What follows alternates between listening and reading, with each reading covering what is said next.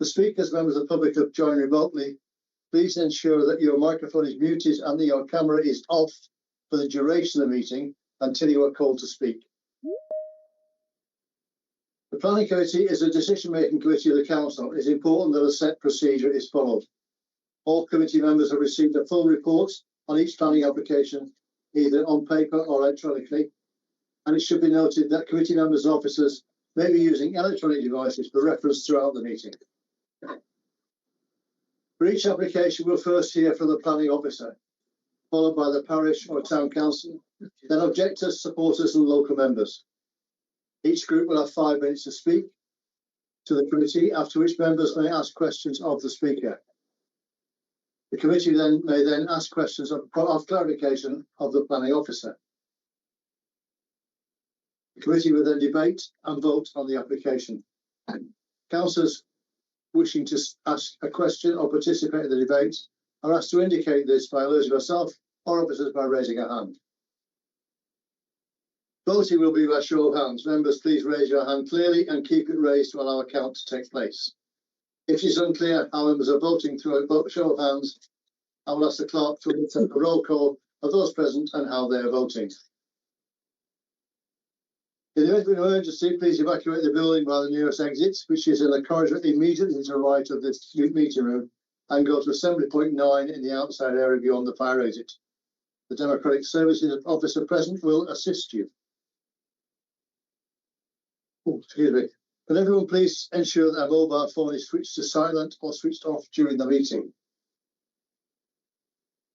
Members of the public who wish to leave the meeting after their application has been heard are welcome to do so by the front door in reception. When the meeting has finished, I will ask for confirmation that the live stream has ended. At that point, please leave the meeting and make your way out of the building, remembering to sign out as you leave. So that was my chairman's announcements. Agenda item 2 is apologies for absence. Thanks, Chair. We've received apologies from Councillor Bearder. Thank you. Minutes of the previous meeting. To adopt and sign as a correct record the planning committee meetings and the meetings held on the 8th of October and the 29th of October 2025. I'm looking for a committee for them to say yes. Yes. Yeah. Okay, thank you. Declaration of interest. To receive declaration of disclosable peculiar interests, other registrable interests and non-registrable interests, or any conflicts of interest in respect of items on the agenda for this meeting. I see. Chair, yes, I will declare an interest on item 7. I will be stepping out of the room to personal interest. Thank you. Urgent business. To receive notification of matters which the chair determines should be considered as urgent business. None, Chair. None, Chair. Thank you. Okay, so we'll go to the planning applications. And the first one we have is agenda item 7, which is at Queen's Avenue, Wallingford. We had a really good site visit on Monday for this one, yeah. So as well attended. So thank you, committee, for attending that. Yeah, I think it was useful, and we learned a few things. I think it was fun, Chair, once we found you. Yes. We had set up in 2 groups. Or set ourselves down in 2 groups. Yeah. Okay, let's move on. The planning officer is Andy Heron, who was with us on Monday. Yeah. Okay. Yes, so Andy, can you take us through the application? Certainly, thank you, Chair. As you're aware, this application was deferred from the last committee following a request for a site visit. And this application was originally referred to committee following an objection from Councillor Barlow and Wallingford Town Council, who raised highway safety and access concerns, biodiversity concerns, and considered the proposal would be an overdevelopment of the site. Outline permission is sought for the erection of 9 chalet-style dwellings with vehicle access taken by a private access track which runs from Queen's Avenue to the east. All matters are reserved apart from access and layout. It is of utmost importance to note that a previous application was refused by officers, and although dismissed at appeal, was only refused based on the amenity of future occupants. This refusal was concerned with overlooking by the future occupants of the dwellings approved at the development to the northwest, which form phase 5 of the Highcroft development. It must be emphasised that the previous appeal decision would have been allowed if it weren't for concerns regarding the amenity of future occupants, with the inspector determining that the development was acceptable in terms of highway safety, access, layout, drainage and tree loss. This appeal decision carries significant weight. It is therefore advised that all other issues other than the impact of development on amenity of future occupants are not revisited. I think I won't go over again in terms of the changes, but just to summarise, the dwellings have moved 1.4 metres minimum away from the previous boundary of the last application that was refused. To overcome the loss in privacy from the future occupancy, you can see on the screen there for you. So in terms of overlooking and loss of privacy, they're not for consideration now, as appearance of the dwellings, including the layouts of the rooms and window positions, will be dealt with at the reserve matters stage. Finally, I would like to confirm there are no objections from specialist officers. Our tree officer has raised concern regards to soft landscaping as part of the overall development and how this will be achieved, but landscaping is a reserve matter and is not a matter under consideration for this outline application. Thanks, Chair. Thank you, Andy. We'll come back to you. Well, there's a number of speakers ready to speak. The first one is Councillor Mark Hoskins from Wallingford Town Council.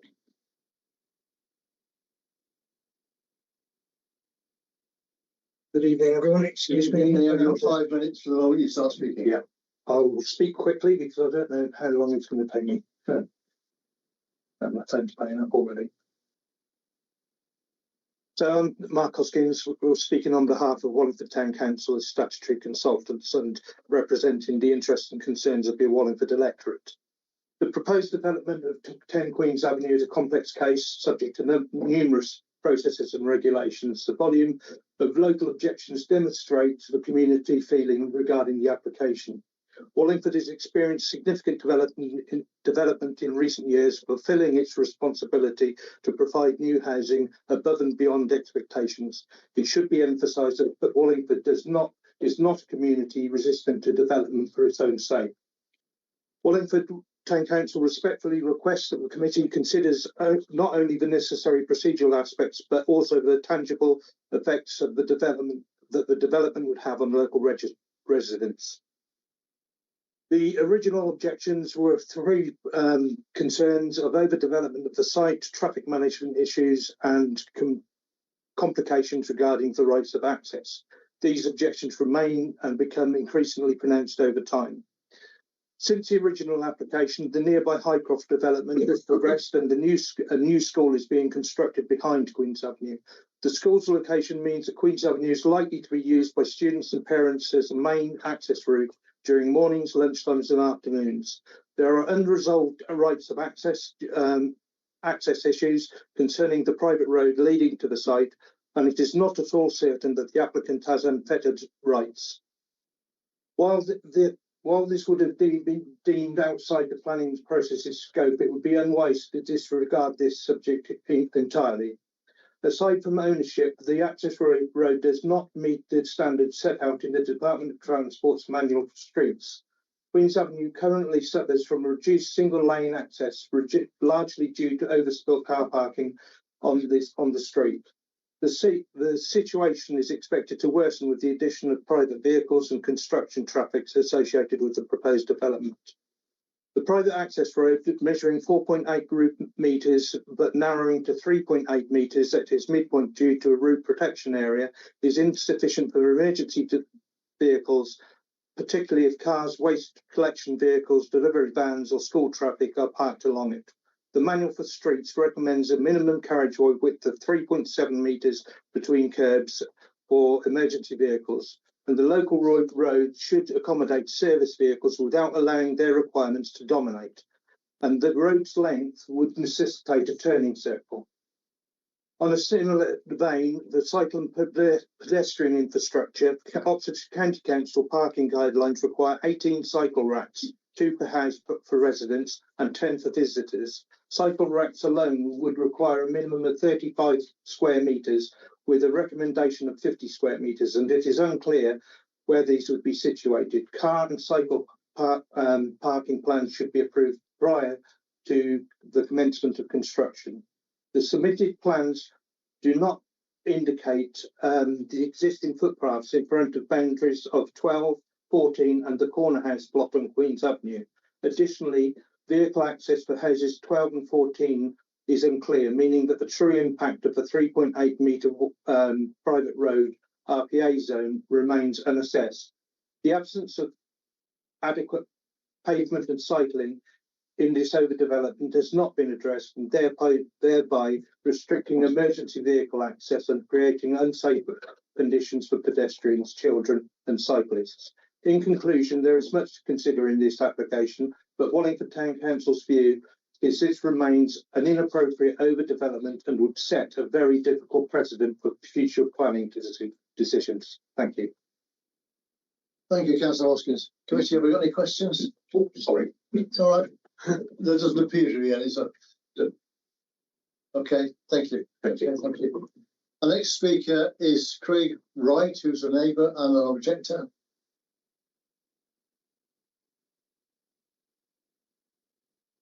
Again, you have 5 minutes from the moment you start speaking. Thanks, and good afternoon, everyone. My name's Craig Wright, and I live at number 12 Queen's Avenue, so directly next to the proposed development site at number 10. And we'd like to object to the proposal under 4 key headings, and they are overdevelopment, access rights, traffic impact, and biodiversity net gain. Next slide, please. In terms of overdevelopment, the proposal to erect 9 additional houses would increase the overall number of houses in Queen's Avenue by around 22%, which will create increased traffic congestion, which is already an issue. The proposed density represents a crammed development and can be appropriately described as an example of any town architecture, with dwellings situated in tight plots and a cul-de-sac layout which is in contrast to the existing grain of development, which is characterised by detached dwellings set in spacious plots. Next slide, please. What we try to show on this diagram is the before and after. So right now you can see that these are detached dwellings in large gardens. And then after, with the proposed development, a number of these houses have undersized gardens, and at least 3 of them will look directly into our property, thereby reducing the privacy we've enjoyed for at least 8 years. Next slide, please. In terms of access rights, the developer's submission incorrectly depicts the development site edged in red, which includes the Vets car park, the private road, and the footpath leading to number 10. But actually, those 3 are owned by numbers 12, 14, 16, and 18, and not number 10. What number 10 does have is access and egress rights to the site. It does not have unfettered access, and therefore you would not be able to simply widen the road to 4.8 metres as suggested. Next slide, please. What we're trying to show here is the actual private road and footpath ownership. On the left-hand side is the land registry record for our property, number 12, which clearly shows in red shading that we own the road and the footpath. And then in amber shading, that's owned by numbers 14, 16 and 18 and not by number 10. On the right-hand side is that footpath and the road in photographic form, which you would have seen probably when you visited the site. Next slide, please. And this is further supported by the 1969 conveyance report, which clearly states the developer just owns 12 feet of scrubland, which is edged here in green and not the brown, which is the road. Next slide, please. This does have implications. For example, Highways approved the revised proposal, but with the following condition. As the access drive is private access, rights will need to be granted prior to works starting on site. And Waste Management approved the revised proposal, but with the following caveat. A signed indemnity form will be required from all relevant landowners where our vehicle will access prior to collections commencing. Therefore, the developer will be unable to deliver, as the owners of the Vets car park, private road and footpath will not agree to the widening of the road or the required indemnity. Next slide, please. In terms of traffic, the proposal for 24 parking spaces will increase the number of vehicles and the already congested Queen's Avenue.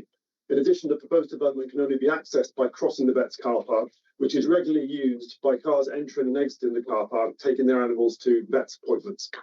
In addition, the situation is compounded if Queen's Avenue is used as a pick-up or drop-off point for children attending the new school situated on site B immediately behind Queen's Avenue, which is due to open in September of next year. Therefore, we're concerned about the increased risk of third-party property damage and personal injury. Next slide, please. What we've tried to show here in photograph form is the congestion within Queen's Avenue from the top and the bottom, both leading into the Vets car park. And here is the Vets car park. This photograph was taken on a Saturday, immediately before the last planning committee meeting. And it's a Saturday when the surgery is shut. Therefore, these vehicles are all overspill from Queen's Avenue. Next slide, please. Biodiversity net gain is a mandatory requirement under law, but all of the mature trees and bushes were removed from 10 Queen's Avenue in March 2023, immediately after the site was purchased by the developer. And this is evidenced by his own ecological report. On the left-hand side is as it was with all the large mature trees, and on the right-hand side as it exists now with all the mature trees removed. The only mature trees on there are actually outside. That one in our garden, for example. Next slide, please. The legal requirement under BNG is that the developer must make up for the original impact on the habitat as well as delivering that 10% biodiversity net gain. But there will be no net gain resulting from this development. And Ben Morgan, on behalf of the Tree Forestry, commented, "I must recommend refusal of this application. They, the developer, still fail to comply with various policies as they relate to the requisite provision of further tree planting." Next slide, please. In summary, we believe that this application should be refused on the ground of overdevelopment, access rights, traffic impacts, and lack of biodiversity net gain. This proposal attracted significant local opposition, 48 objections for the amended proposal, with local residents and the town council feeling strongly that it's inappropriate, unwanted, and unnecessary. And we respectfully request that you vote against this proposed development. Thank you. Okay, thank you very much, Mr. Wright. Richie, have you got any questions? Councillor Donald. There's no question. Thank you for a very detailed presentation. Thank you. Okay. Councillor Toppy. Just one question, just a bit more clarity on the ownership of the road. Yes. So you own the bit opposite your house, Yes. and I think that seems to be clear from the picture. What the yeah, it looks yellow to my eyes. Yes. Who owns the yellow bit? Again, my understanding, our neighbours are here today, Terry and Sue, and they own numbers 12, 14, 16 and 18, and they own the bets, including this orange here. Right. And then this house, our next door neighbours own, like we do, immediately in front of that. Okay. So it's the three houses that us as neighbours, us and two others that own all of this.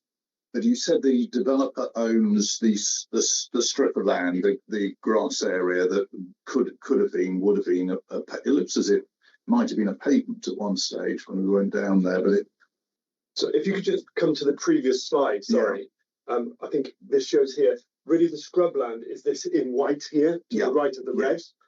There's a pathway that was put in, and it was a requirement for Terry and Sue when they built our house, because we moved into their house. It was a requirement that they had to put a footpath in, so they put it in, and then it is owned by those respective houses to give footpath access to number 10. It was a requirement at the time. That scrubland has always been scrubland. There are some relatively mature trees and bushes and vegetation there still, including fruit trees. It's all that has always been, to the best of my knowledge. I've lived there for 8.5 years. It's always been scrubland. And when were the trees removed? The trees in the main garden. On the main side. I think the deal that went through in January, and they were removed 2 months later, so pretty immediately. Okay, thank you. I don't want to go much further on this because we're aware it's a legal issue, it's not a planning issue.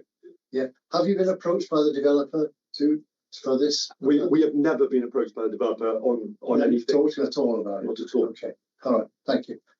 I said I don't want to go any further with this, but it's a legal issue, not a planning issue.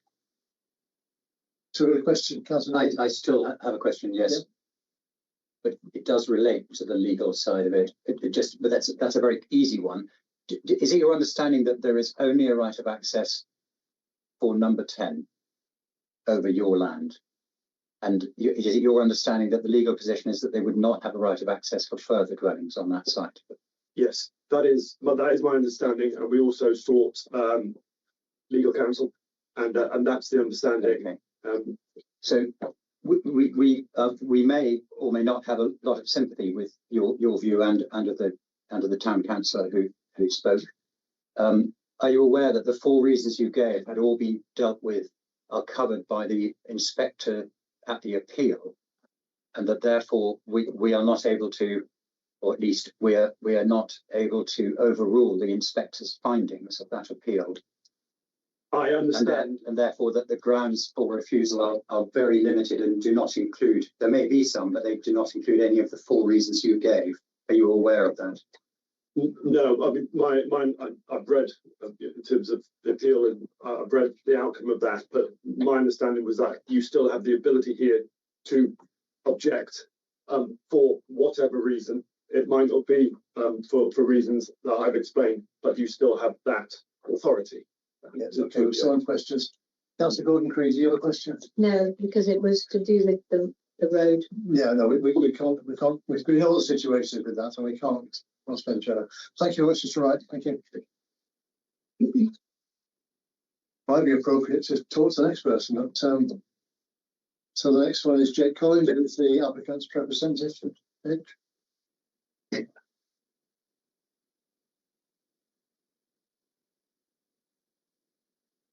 Again, Jake, you get 5 minutes to talk.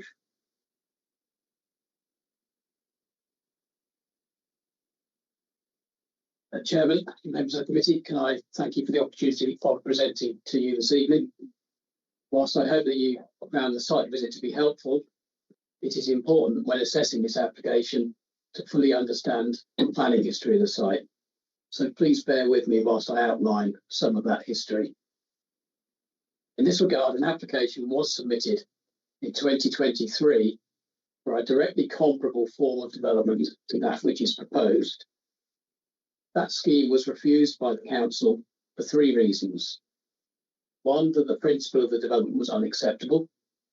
2, that the proposals would represent an overdevelopment of the site out of character with the area. And 3, that the access arrangements were unacceptable. Though an appeal was subsequently dismissed, none of the council's reasons for refusal were upheld by the inspector. In fact, the inspector awarded costs against the council for unreasonable behaviour. As set out in paragraphs 22 and 23 of the appeal decision, which was at Appendix 5 of your papers, the appeal was dismissed for 1 issue concerning the effect of the physical presence of plots 1, 2 and 9 in terms of their mass and bulk on the amenities of the future occupiers of the properties to the west. At that time, each of plots 1, 2 and 9 were proposed to be 2-storey in scale. Although the report before you refers to the issue raised by the inspector having been one of overlooking and privacy, I'm not quite sure where that comes from, given that no issues in that regard were actually raised by the inspector. The single issue raised by the inspector was one of the physical presence of those 3 dwellings I've noted. These have now been amended from the 2-storey dwellings proposed in the appeal scheme to chalet-style properties. Indeed, the indicative details now show that these dwellings would have an eaves height of only 3 metres towards the boundary with the properties to the west, with the roofs of the dwellings pitching away from that boundary to a ridgeline that runs parallel to the boundary and inset by approximately 5 metres. As a consequence, the amendments to these plots significantly reduce their physical presence, mass and bulk, and as illustrated in the document submitted with the application, comfortably exceed the spatial standards set out in the council design guide for what is an effective flank to rear relationship. Accordingly, the single issue raised by the inspector had been addressed in full, with all other matters, including the access arrangements, deemed wholly acceptable by the inspector. On that basis, I would commend the recommendation to you. Thank you. Okay, thank you, Mr. Collins. Chrissy, have you got any questions? Councillor Topping? Did you consider reducing the number of units so as to eliminate this as a problem and to actually hit the target 21 metre bank-to-bank distance that is actually required, because this fails to achieve that? We don't have a back-to-back relationship here. Yeah, well, the distance between buildings. We have a back-to-side relationship, which in the design guide is 12 metres, with far in excess of 12 metres.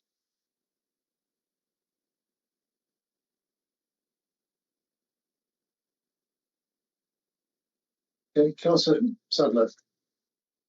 Sorry, just so I can understand that, you're talking about the first 2 there, aren't you? That's the distance, but the side relationship. You're not talking about the ones at the back, are you? Because they're I'm talking about plots 1, 2, and 9, which are on the left of the screen as you look at it. But back to back, as far as I can see it. No, they're back to side. Back to side. But where would the front doors be on the two top units on the left hand side? The plots would be in the east elevation as you look, but the gardens are to the south and north. So your window openings will be to the front and to the north on the northernmost plot, and to the south on the southernmost plot. That's splitting hairs. I mean, to me, the back of the building is the opposite side. The opposite side that going to that. Yeah. Yeah. If I can respond to that point, the back-to-back distance you refer to as 21 metres is window to window. There will be no windows in the west elevation that conflict with that. Notwithstanding the point, I firmly stand by that that's a rear to flank relationship. I understand you. Councillor Norman. Are you saying there'll be no windows even on the ground floor on those elevations? No, the ground floor there will be windows. Yes, or certainly a 2 metre high fence or similar along that boundary. Yes, okay, I understand. Right. I see no further questions, so thank you very much, Jake. Thank you. Right, James Barlow was ready to speak as the ward councillor. James is online. There he is. James, you have 5 minutes like everyone else. Thank you, Chair.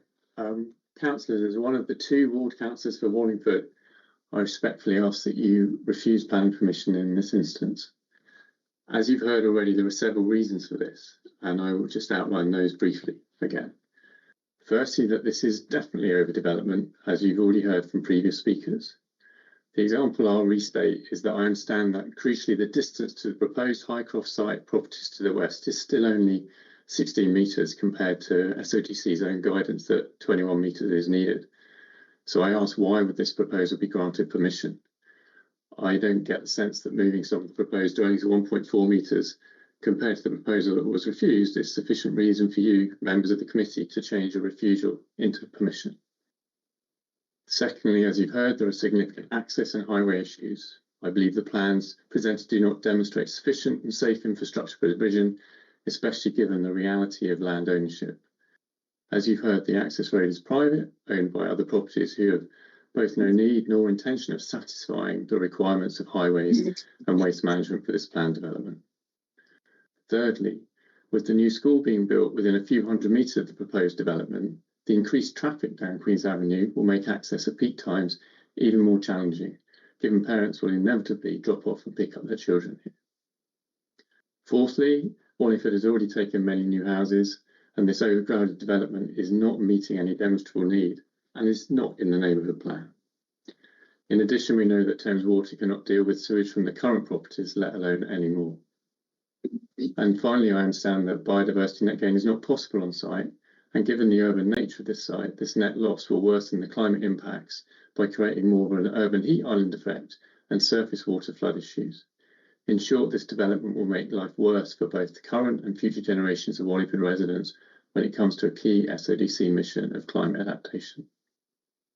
You will have also no doubt noted the understandably long list of objections from local residents, as well as the rejection of this proposal as voiced by Councillor Hoskins from Wallingford Town Council earlier.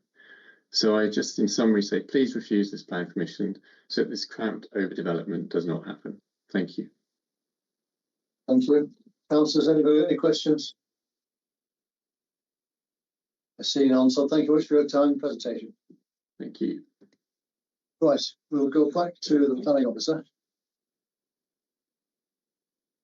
Andy, can you first of all clarify this back to side issue, back to back issue? Yeah, so to clarify, back to back in terms of our design guide is 21 metres, which I think is referred to in paragraph 7.26 of this evening's committee report. And back to side is 12 metres. So I suppose if we look at the top two, in my view, the top two, I would say, are I'd judge it as back to back, as reflected in this paragraph we just referred to discuss there. Now it does fall short at the nearest dwelling is situated to plot, I believe it's plot 1, the one on the top end of the plan. There's 15.9 metres. I think, irrespective of that, I think you can see there as well how it will look in terms of the indicative plans. What we're just judging this on is the layout. The design stage will come at the reserve matters stage, and there's only going to be a ground floor window. There's not going to be any upper floor windows directly looking out onto the neighbouring property. So that I don't really, my opinion is that I don't think, okay, it might fall short on 2 of the properties, but I wouldn't justify that as a reason to. Yeah. So point C on the report, the house on the site that is the side of that house, isn't it? It is on point C. Point C is the side of the house. Yeah. And those other houses are not built yet. No. So surely it's up to them to move away, not up to. Chair, they have full planning permission on that site, do they not? I don't think they have, not yet. Yes, they do. The reserve matters have been approved, but we saw on site that probably 12 to 18 months before probably work starts on that site, given progress on the high cross development. Councillor, sorry, Catherine. Yes, Rowan, yeah. Has I can't see anything, but has any account ever been taken in either SODC planners or the inspector of the likely impact of the new school being so close? Yeah, to be honest, I don't really think, in terms of access, vehicle access, the only vehicular access will be what is on the Wellingford Ring Road, in and out. There won't be any access in terms of vehicular access to that from Queen's Avenue. Well, even informally, parents just deciding that's a bit closer. The parents, we can't manage that from outside of this site. We can only manage what's in the red line area. So, potentially there might be a desire line for the parents to drop off nearer to the school. There's nothing we can do in terms of enforcing that. Certainly as part of this application. Yeah, and the highways have not objected. Highways objected to the first scheme, as did officers. And I think it's, that we've got the appeal report where the inspector said that the access is not of concern. This particular application, they've since proposed to widen the proposed access,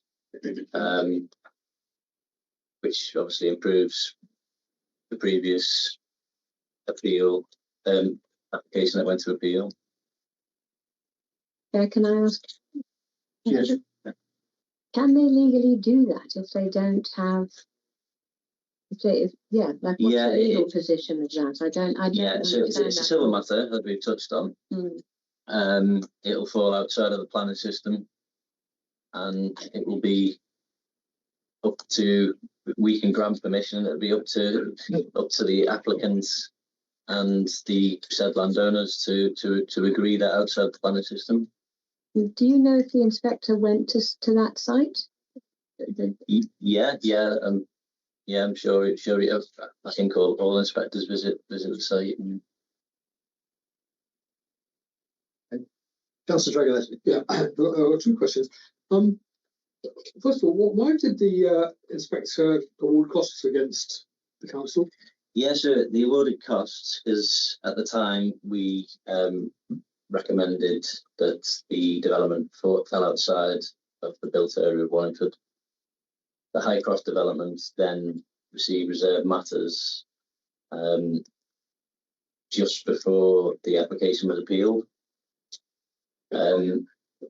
subsequently, the neighbourhood plan has had a built area around Wallingford, which this is well within, Right. and he felt that that was unreasonable reason for refusal. Okay. I go to the second question. I'm right in saying that what we might call the back of these two houses, number 1 and 2, are going to have no windows on the ground floor. Is that right? I don't believe so, but it is that will be dealt at the reserve matter stage. All we're looking at now is the layout. It's highly likely there will be ground floor windows. There will be on that rate elevation. And what would the space be? How much? What is the difference between the boundary, which presumably would be fenced, and the back of those houses, where there may or may not be windows? It doesn't sounds pretty cramped and unreasonable, and indeed, can't remember the right planning term, but not really right. That windows are looking out, sort of a few feet away from presumably a close boarded fence or a brick wall. I guess, yeah, it's quite common, unfortunately, in quite a lot of developments. You can see that they've purposely designed it so that the private amenity space is to the side. But the outlook is full of the rear windows of these properties going to be looking not much great in this table, are they? You're right. Is that good design? Anyway, that's our view, isn't it? No. Yeah. Councillor, your question. Yes. So Ray Wright, who lives next door, mentioned the issue about overlooking, and I mean, plots 3 and 5. Well, all the ones at the back, really. I mean, it's almost like background development because it actually effectively overlooks their garden. So there's a real loss of amenity there, isn't there? Or sorry, let me turn that into a question. Is that a loss of amenity?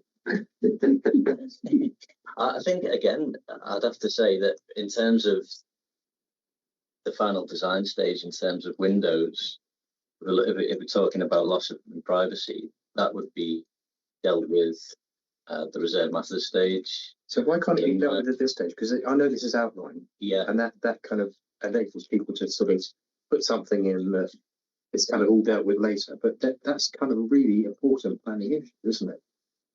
Yeah, I think so. We're dealing with layouts as part of the outline permission. So they essentially have to build where you can see it on plan now with the proposal. In my view, there's not going to be any harmful impact in terms of there's not going to be any direct windows directly looking out. Not plot 3. Plot 3.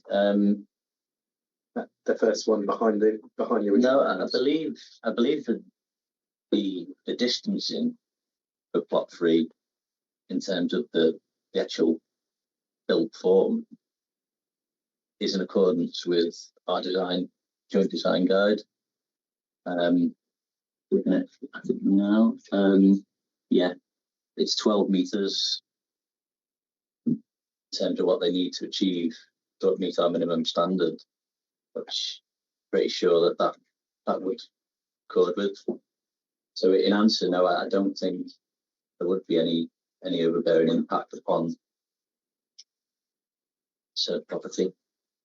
Councillor Topping, just for the avoidance of doubt, Andy, can you confirm, please, that in your view, as well as in the view of the applicant's advisor, that if we were to refuse this on grounds other than the distance between the buildings, in other words, the inadequate access, I believe it's inadequate, the traffic congestion on Queen's Road, which we witnessed when we went there, the overdevelopment of the site. This is 9 units on 3/4 of an acre. I use the old terminology. that is a very, very tight development. And this is something that I do for a living. And I can tell you, I wouldn't be building 9 units on this site.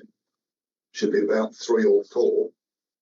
And the complete absence, in fact, the opposite of biodiversity net gain. I can't see how this development is going to add to what was there.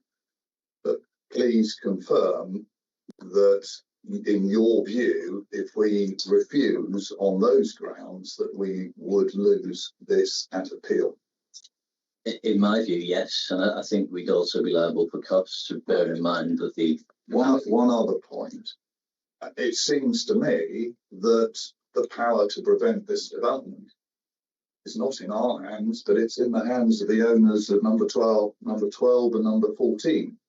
They can stop this because legally the developer hasn't got a leg to stand on. So it's going to cost him a lot, I suspect, to get agreement. Quick questions, please, because that's an observation. Sorry. Observation, yeah. Can I just pick up on one thing you said? A couple of the objectors have talked about B&G, biodiversity net gain. Can you just clarify the position on B&G? Yeah, of course, Chair. So condition 5 deals with B&G, and that requires a habitat management and monitoring plan. Now, the applicants have submitted a document in support of biodiversity. Essentially, it's saying that they could achieve it on site, but it's highly likely that they'll be dealt with off-site, which is perfectly acceptable. It's been reviewed by our ecologist, and what they'll need to submit prior to development, if they get their outline consent and reserved matters consent, they'll need to submit a habitat management and monitoring plan, which will need to be agreed by our ecologist prior to development. Okay, so we're not considering that because it's going to be a condition. As I know, almost BNG is conditioned, so you can't refuse it for not having that. Yeah, that's right. Yeah. Okay. So where would that be? Sorry, where would that site be? We don't know at the moment, if I'm honest.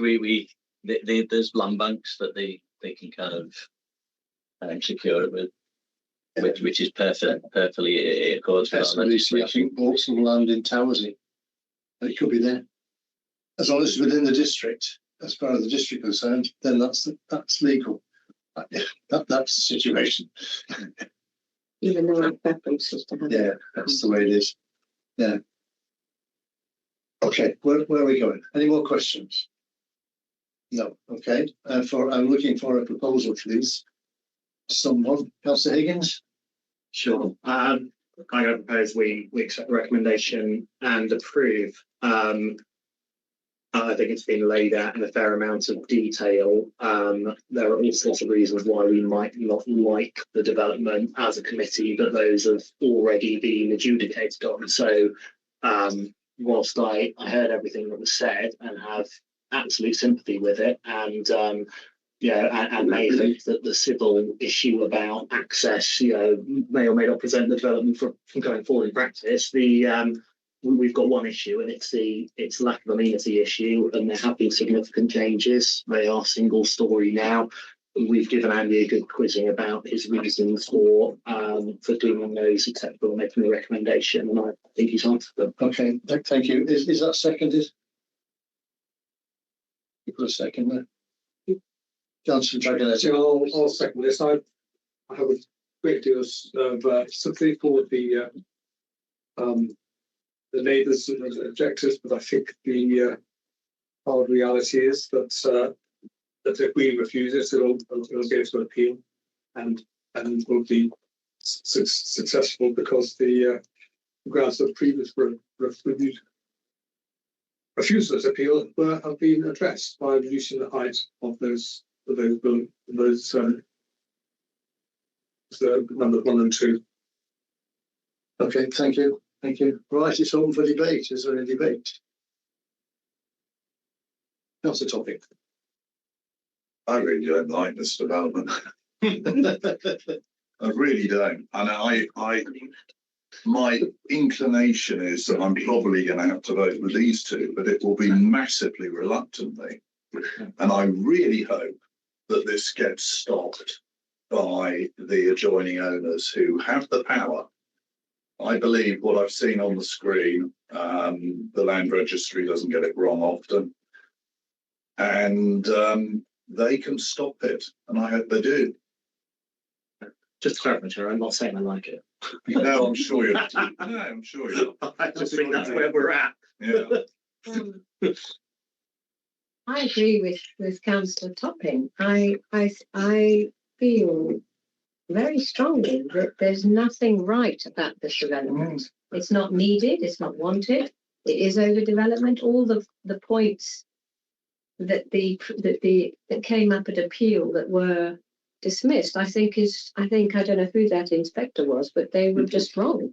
And I think, why are we here if we can't voice what we know is right based on what we saw, what the residents, I just think, well, why are we even here? So for me, I cannot agree with this, regardless of whether we get awarded costs at appeal. I mean, hopefully we'll get an inspector that is actually doing their job better, because this isn't a yes. It's just not. Oh yeah, that's my 2 cents. To be honest, the only problem I have with it is the where you've got A, B, and C. The houses are kind of back onto those. If they weren't there, I'd support it all day long. The thing is with policies, some weeks or some meetings we support policies, and some meetings we don't. And we're either going to be brave enough to stick to all the policies, or go against all the policies. But I think you'd change it from one meeting to the next. So if those 3 properties are inside the correct distance, which should be 21 metres, we should refuse it for that and that alone. Irrespective of going to appeal, what would happen there? But then again, we're only supporting what the officer said at appeal, or the inspector. Councillor McDonald. Only say that our hands are tied. We have the appeal decision in front of us, which has limited any options that we can really say today. I don't think whether like or dislike comes into it. On planning matters, the majority of those that we may discuss and come out with have been taken away. So it leads you to sporting down the route to the officer's recommendation in this respect, because you haven't got much left. It reminds me of the pub at West Hagbourne. I'm just saying that now. Okay, so feel sorry for those that. Is there anyone else who wants to speak? Councillor Sutherland. Yeah, I also feel that it's impossible to support. Whether one can refuse it is another thing because of that appeal decision.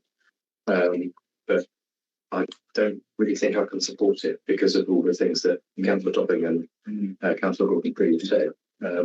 Same reasons really. So just putting that out there as well. Okay.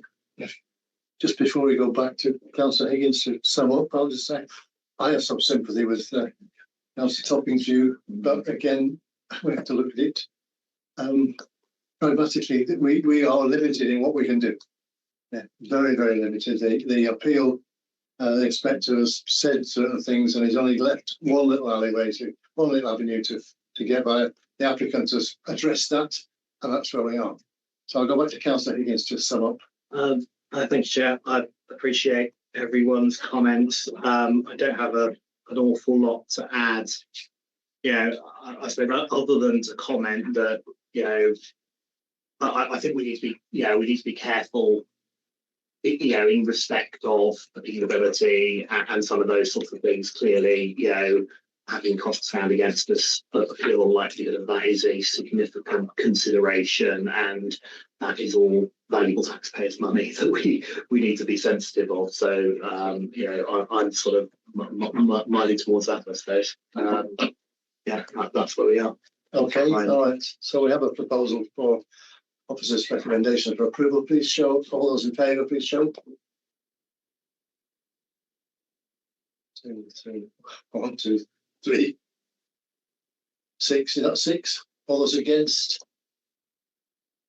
2, that is carried. 3, sorry. I'm abstaining. You're abstaining. Yeah. I would vote with against, but Yeah, so that's carried. Thank you very much. Difficult one, that, but no more to say. Okay, I'm just going to get a glass of water before I move on while they change off this.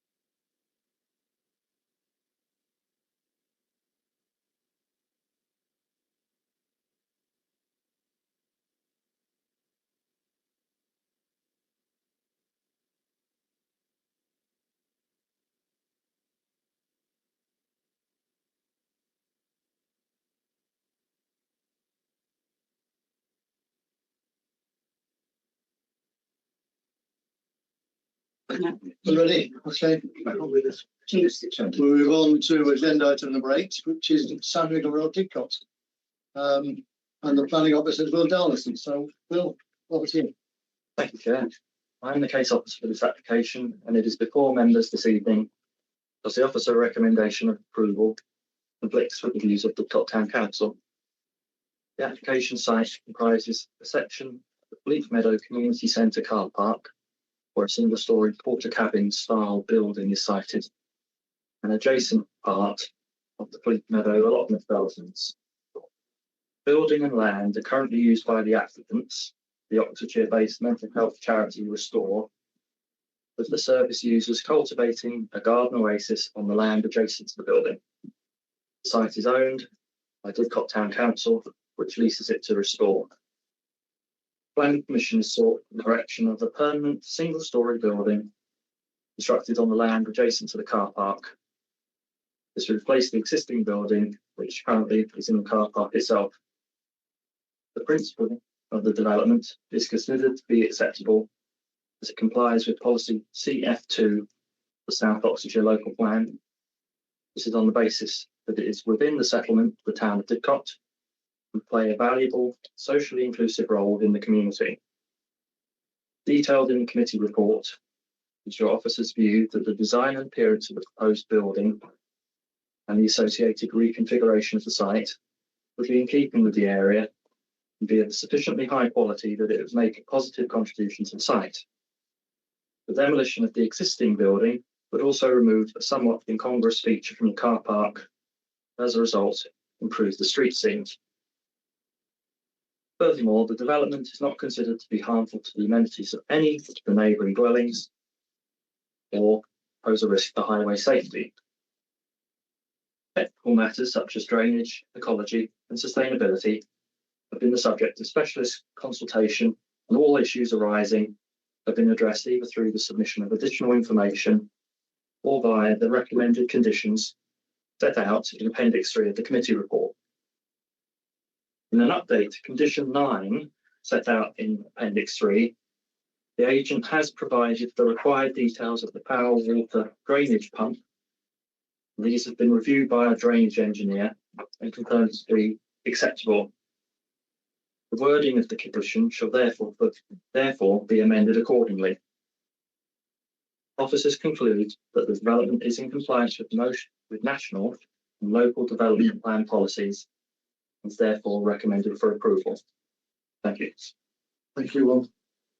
Okay, we have one person ready to speak, but before that, Didcot Town Council did try to register to speak, but at 4:30 on Tuesday. So a bit too late to do that. And they should have actually sent a paper around to everybody. they have. Yeah. But only today. Only today, yeah. Yeah. Yeah. Okay, so the one person, sorry, two people speaking, Charlotte Watmore and Tahima Dawn are both online. Charlotte, oh, hello, yeah, I'm struggling with my camera. Bear with me. It doesn't want to turn on for some reason. That's very annoying. Is that Charlotte speaking? It is. Sorry, this is Charlotte Watmore. My camera, which was working before we started, will not now come on. Well, we can hear you. Okay. All right. Well, thank you. We'd like to see you, but we can hear you, which is the main thing. Yes, thank you. I'd like to show myself. There we go. You can start your presentation now. It isn't really a presentation. It's just I'd like to add one piece of information that you don't have in the report in front of you. And that is at the beginning of this year, Restore instigated a meeting with a representative of Didcot Town Council with the express intention of looking at the land that we've been using and maintaining for many years to hand some back to the council for allotment plots to be able to then be handed over to the residents of Didcot. That meeting took place on the 31st of January. And during that meeting, we agreed to hand over an area which was the equivalent of 6 allotment plots. And that took place then. That's really all I have to say. Okay. Tahima, are you going to speak? Yes, please. Hello, I'm Tahima Dawn. I'm representing Restore on behalf of Jesper & Cook Architects. I'm the project architect for this application. And just to clarify, the plots that have been given back to Didcot Town Council are outside of the red line, but it was part of the objection that Didcot Town Council raised due to the waiting list on the allotments. So that's the background that Restore have been doing hard work to try and work together with the town council. And yes, as Will's cursor was hovering, it's just to the south of the red line, which is the area that has been given back. Yeah. And also just wanted to say thank you very much to Will, especially because of his help throughout this process, because it's been quite a long planning process, and we're very grateful for all of the communication. It's been one of the most positive experiences I've had with the case officer, so thank you. And if you have any questions, I'm happy to answer them. As am I. Okay, are there any questions? Councillor Topping? I'm not sure whether you'll be able to answer this or Will, but what just out of interest, what's going to happen with the site where the existing building is? Is that going to go back into the car park for the for this community centre? Correct. So that will be a benefit from this scheme. Exactly. It'll be made good as a car park to match the existing, because the current shelter is a temporary building anyway. It's a porta cabin. The other question I had probably is for Will. Am I allowed to ask Will? Not yet. Not yet, right. Okay, sorry. Silly question for well, I can ask you instead. With these 5 extra plots, my understanding is that the only objection that I could see from Didcot Town Council was the loss of allotments. It wasn't, I didn't read a number of allotments, but with the 5 additional ones that you've been able to give them, is there still any loss of allotments at all? We don't know. So it's been a difficult conversation, and we haven't had sight of numbers of the waiting list. One thing that I did come across though, which I'm a little bit unsure of, is in the Small Holdings and Allotment Act, it does say that the council is exempt over 1 acre of an allotment, and this allotment is 6 acres, of which the red line site of the Oasis Garden is 0.4 acres. And so the clause reads, the duty of a council to provide allotments under this act shall not include the duty of providing allotments exceeding 1 acre in extent. So in my understanding, if the allotment is over 1 acre, then they don't have a duty to kind of uphold the demand of any waiting lists. Of course, it's a lovely thing to do, and as much as they can do, and Restore has shown that they have tried to give as much back as they can. But the overall benefit, we feel, is that more of the community will benefit from the work that Restore are doing on the site compared to the area that would be given to a single plot, or you know, however many plots can be given using that area. Okay, just a quick one. My understanding is the whole allotment plot, including the part within the red that we have there, is currently owned by Didcot Town Council. So you're giving that Didcot its own land. Yes, correct. Right. Well, could I just come in? So we were leasing those allotments, the 6 allotments. So we've relinquished our lease of those. Yes. Okay. That's sorry, I was not clear. Okay, thank you. That's understandable. Yeah, hi. You may or may not be able to answer this, but so Didcot Town Council wrote to the Secretary of State for Housing effectively to ask for permission for some of the allotted land to be used for building for a charity, which was granted. Was that this charity at the time? Yes, it was. Yes, it was.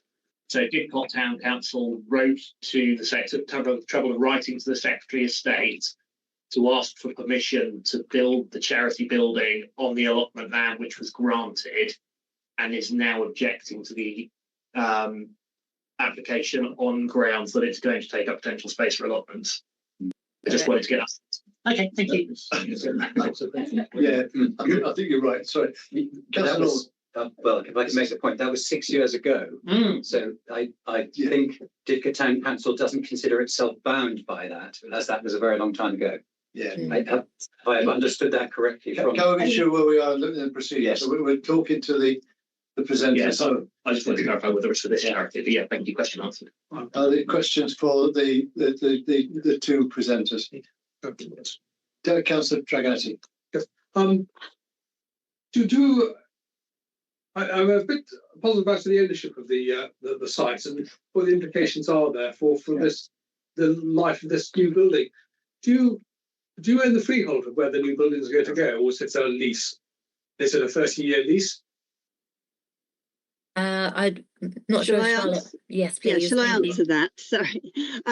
The intention is that we will have it on via a lease. However, Didcot Town Council did not want to discuss the lease until the planning permission was agreed. So that will be our next step. But we have had discussions in the past. Thank you, Royce. That's clarified it. Let's not go any further on this one because it's not really relevant to the application. Councillor McDonald. Sorry, a very quick one. Did you agree with Didcot Town Council this particular planning application that you put forward? Yes. So we shared this application in November last year with them before it was submitted in January.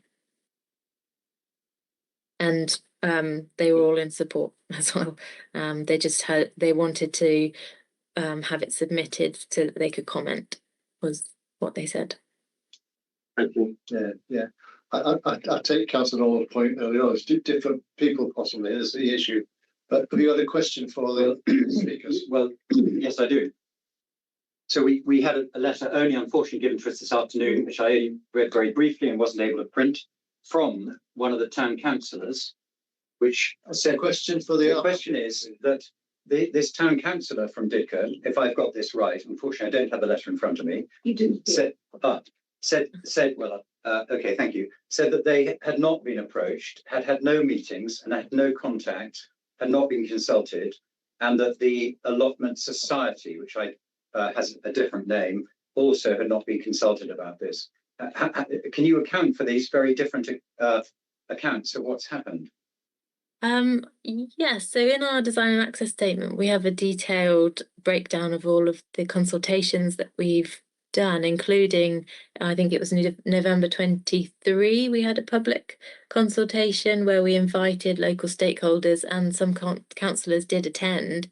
And then it took us almost a whole year to get to the point where we revised the design based on that feedback. And then in November 24, we were ready with a draft submission, and we went to Didcot Town Council for a meeting in person.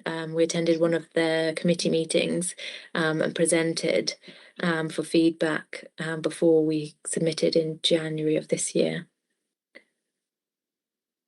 Yeah, I was at that meeting, and I assume that it will be in the minutes of the meeting that we attended.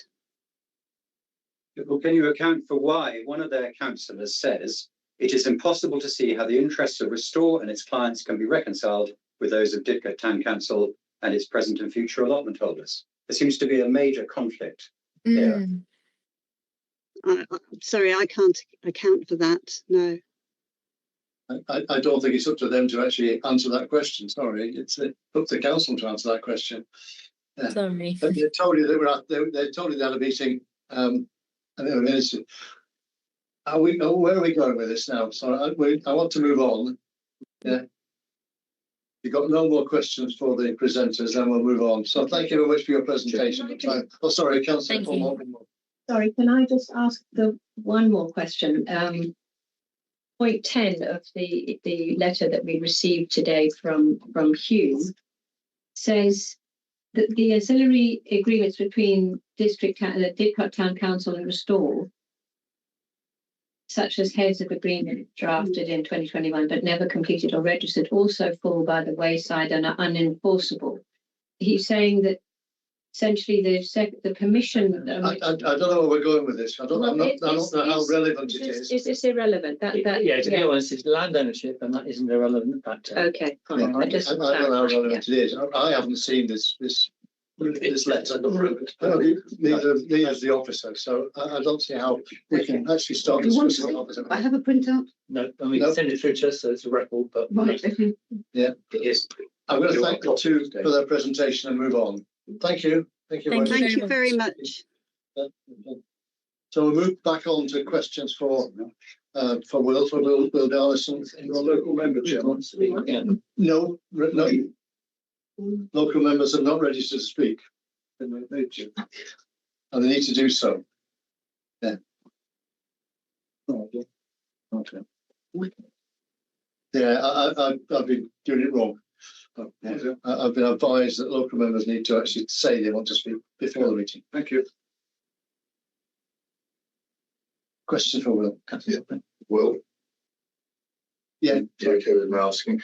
I just wanted to ask about BNG, because clearly this is quite a large building being put within an area that is broadly looks like a garden to me, with trees and what have you. It will inevitably mean the removal of some trees and foliage and what have you, and will have an impact on that space. Are you satisfied that this is a development that can achieve a gain, hopefully? Yes, the submission has involved consultation with our ecology officer. The initial, and as such, it involved the scrutinising of what's known as a BNG sort of metric, an Excel spreadsheet in effect. There was some back and forth with regards to how certain natural features were categorised, but it ultimately resulted in a BNG metric that was accepted by our ecology officer,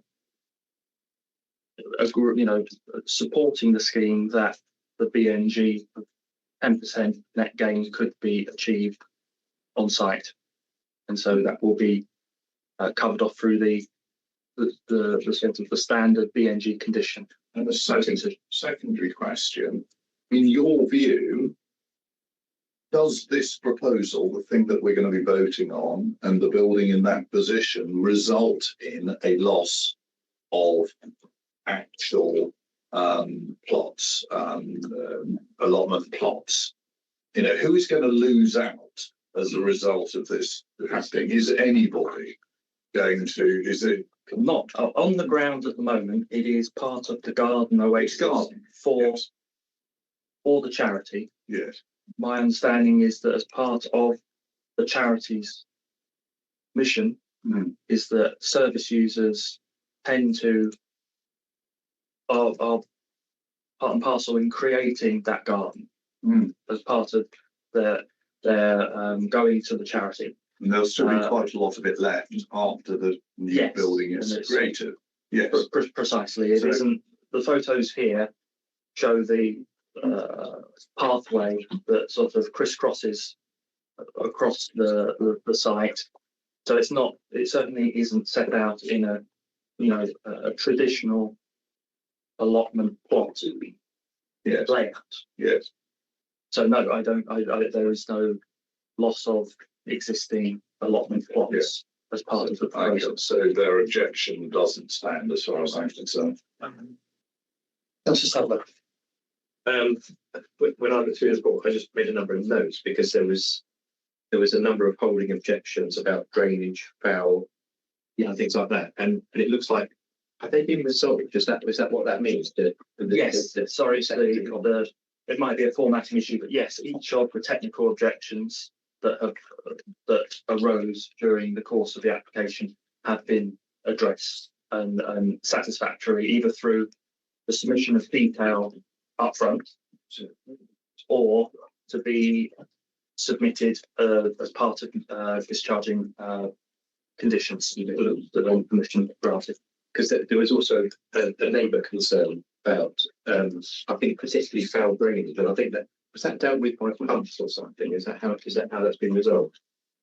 Yes, it has. As part of that, there's the foul drainage pump is now located at the front of the site within the Red Edge site area. Yes. And the specific technical details for the foul drainage pump has been agreed as acceptable by the drainage engineer. Unfortunately, that wasn't able to make it into the committee report. It's taken place post the publication of the committee pack, but it will be secured as part of the conditions. So the specific technical detail of the pump is the one that is installed. Right. Okay. Okay, Councillor Gordon Green. Will, did you receive the letter from the Didcot Town Councillor, who's also a trustee? You didn't receive that? No.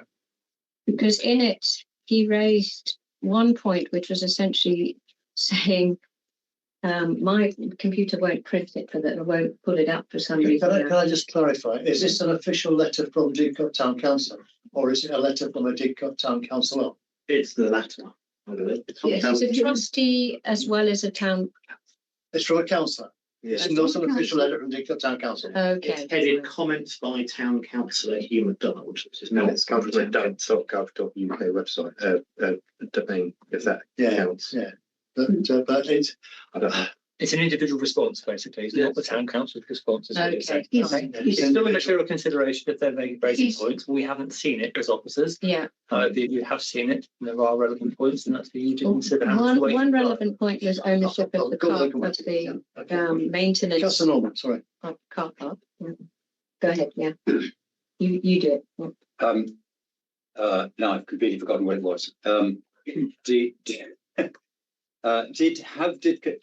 Have Didcot Town Council raised any objections to this planning application? Yes, because I can't find it. Yeah. But it was all about losing paragraph 3.4 of the committee report. And I do beg your pardon. I will have read them. I couldn't find them now. So this is their objections are all to do with the duty to provide allotment land. And you're saying that there is no loss of allotment sites.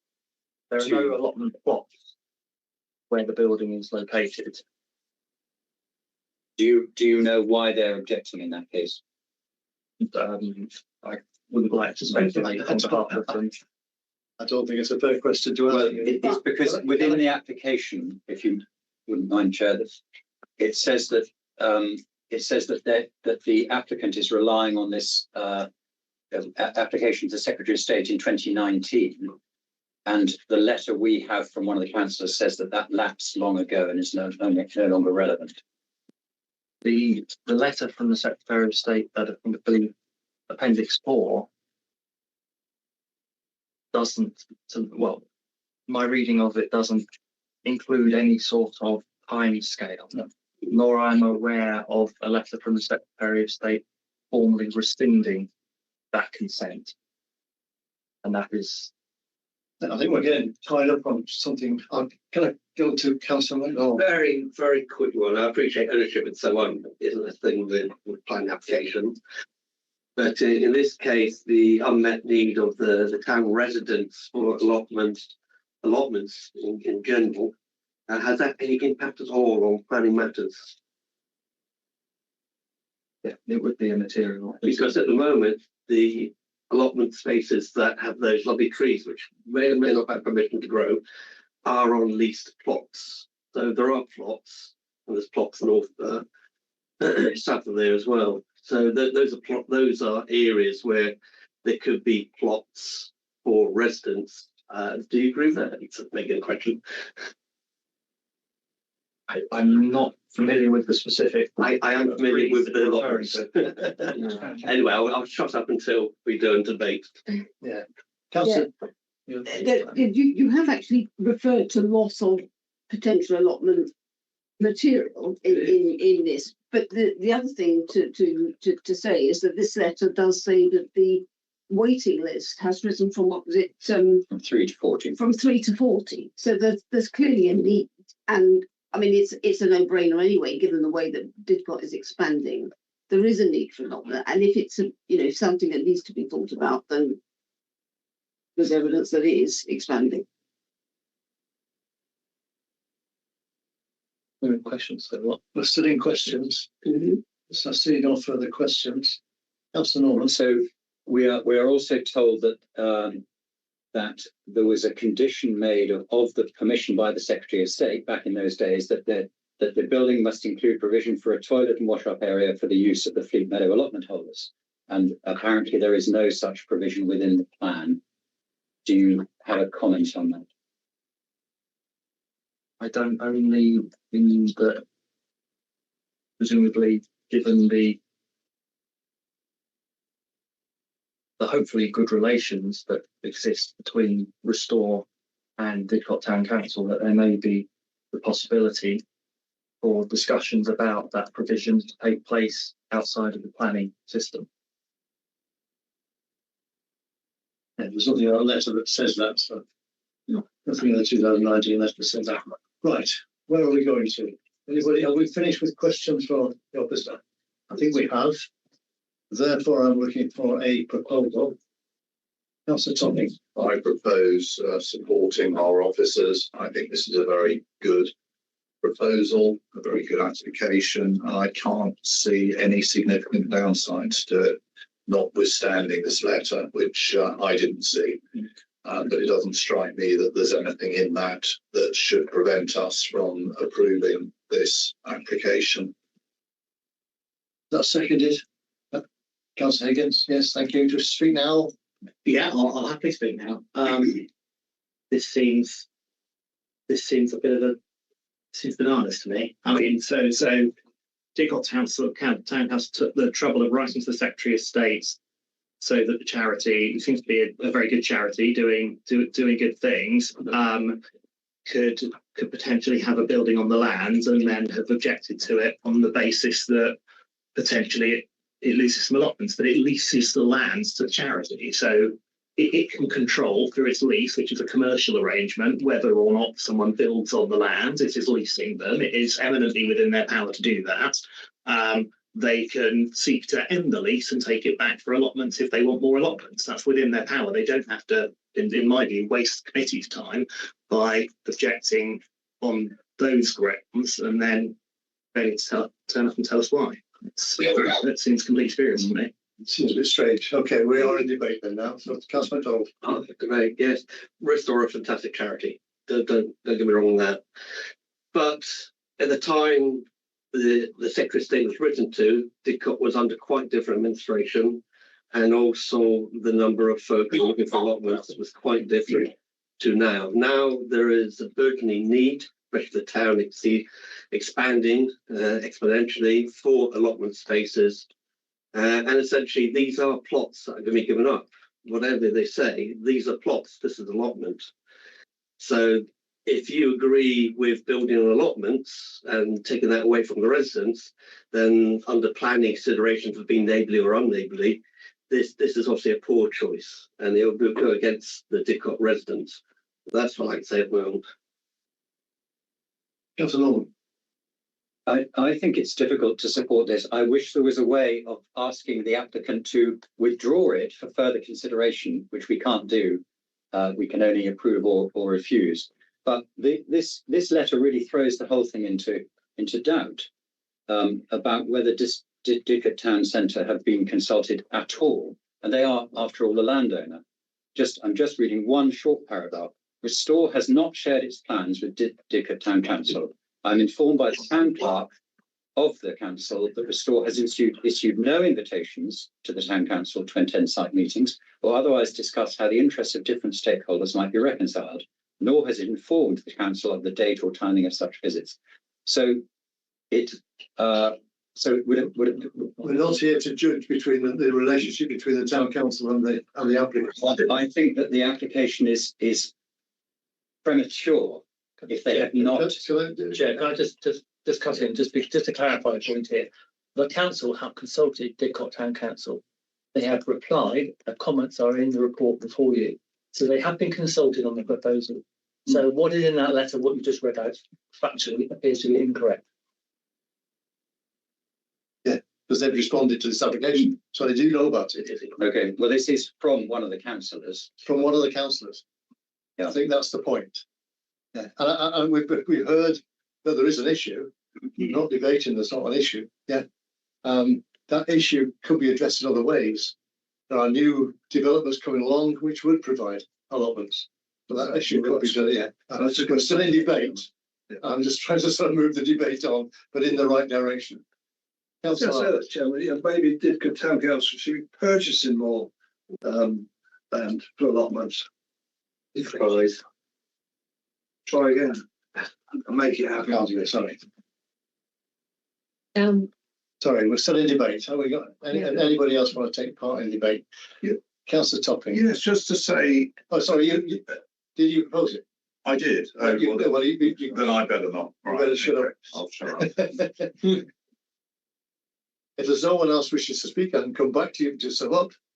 And if anyone doesn't, nobody else wishes to speak, so I'll come back to you to sum up. Okay, lovely. As I see it, and as you quite rightly said, this can be controlled by Didcot Town Council in the future. We haven't been told the length of the lease, by the way, whether it's 30 years or 100 years, but whether it is 30 or 100, at some stage they're going to get the land back. They still own the freehold. They can deal with it at that stage. Equally, they can provide allotments on other developments around the town. There's a limit to the number you need in one place, because people tend to want to have an allotment relatively near to where they live. So my own view is that this is spurious nonsense, and we should ignore that letter. It is not an official document. It is one individual going off on one. This is a very good scheme, and we should absolutely support it. Okay, and thank you, Councillor. I hope others will. Okay, so I have a proposal. Proposals are seconded for approval. What is approval? All those in favour, can you please show? 1, 2, 3, 4, 5. That's 7. Against? 2. That is passed. Okay, thank you very much.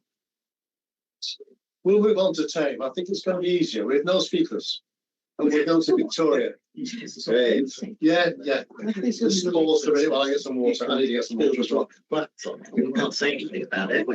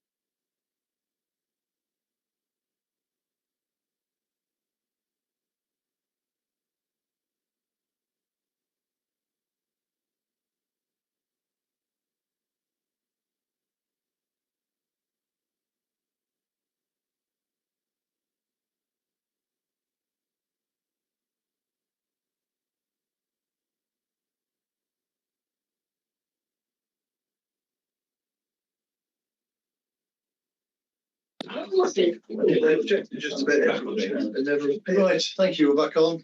I've just been informed that Great Western Park is an area for a lot of allocated there. Excellent. Good. They can go. Right, we'll move on to agenda item 9, which is in Goodson News, Wellesley, Tame, and the planning officer is Victoria Clark. So, Victoria, can you take us through it? Thank you, Nice Chair. to see you. I thought I saw you up there. But, Yeah. There we are. Thank you. I'm Victoria Clark, the case officer for this application.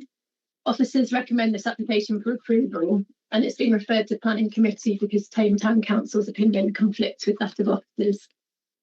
The site lies within Tame Town Centre and includes an existing vacant office and workshop building that formed part of a wider site, had a range of commercial units.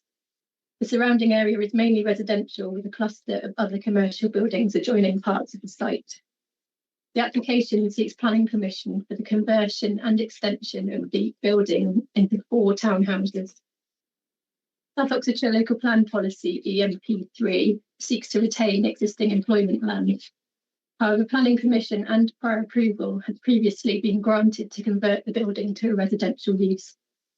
These permissions have now expired, but the office space within the building could be converted to residential accommodation if another prior approval application were to be submitted. And therefore, weight must be given to the strong pullback position. The Town Council objects to the application because it conflicts with parts of the neighbourhood plan due to loss of street trees, loss of on-street parking, inadequate provision for secure cycle parking, and substandard garden sizes. Officers don't feel these issues warrant refusing the application. The loss of trees is regrettable, but they were of low quality, and a landscaping condition is recommended to secure planting in the front gardens to help soften the development and compensate to some degree for the loss of trees. 4 on-street car parking spaces will be lost. Officers acknowledge that this conflicts with the neighbourhood plan, but consider the loss can be justified in this case, based on the reduced demand for parking from the conversion of the office building, the demand from the proposed dwellings being met off-road, and because the loss relates only to a small section of on-street parking.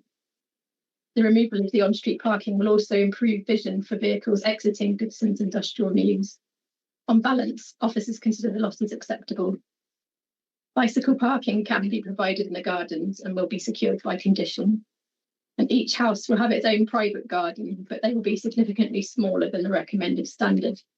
However, given the site's town centre location, where properties do not always benefit from large gardens, and its location near public parks, the shortfall is not considered a robust reason to refuse the application. Officers are of the opinion the proposal would be sympathetic to the site and surrounding area. It would not harm the amenities of neighbours, and it is noted that no objections have been received from neighbours. Officers therefore recommend that members approve the application. Thank you. okay, we have no religious speakers, so straight back to questions. Victoria, you don't get arrested. Councillor Sadler. Yeah, I'm confused why Tame Town Council are concerned about the loss of street parking when actually there are 4 spaces in front of townhouses. Why are they trying to preserve 3 parking spaces on the street? But Okay. Yeah, I've got another question. Another question. Because there's also there's a question about the 10 parking spaces at the rear and surface water drainage to highway. Yeah. So that must have been a highway comment. I can't remember now because it was a while ago since I read it. Is that being dealt with? We've got no objections from highways or from our drainage engineer. It will be dealt with, and we've got conditions recommended. So that was it in the condition. That's in the condition. I see. Yeah. Okay. Thank you.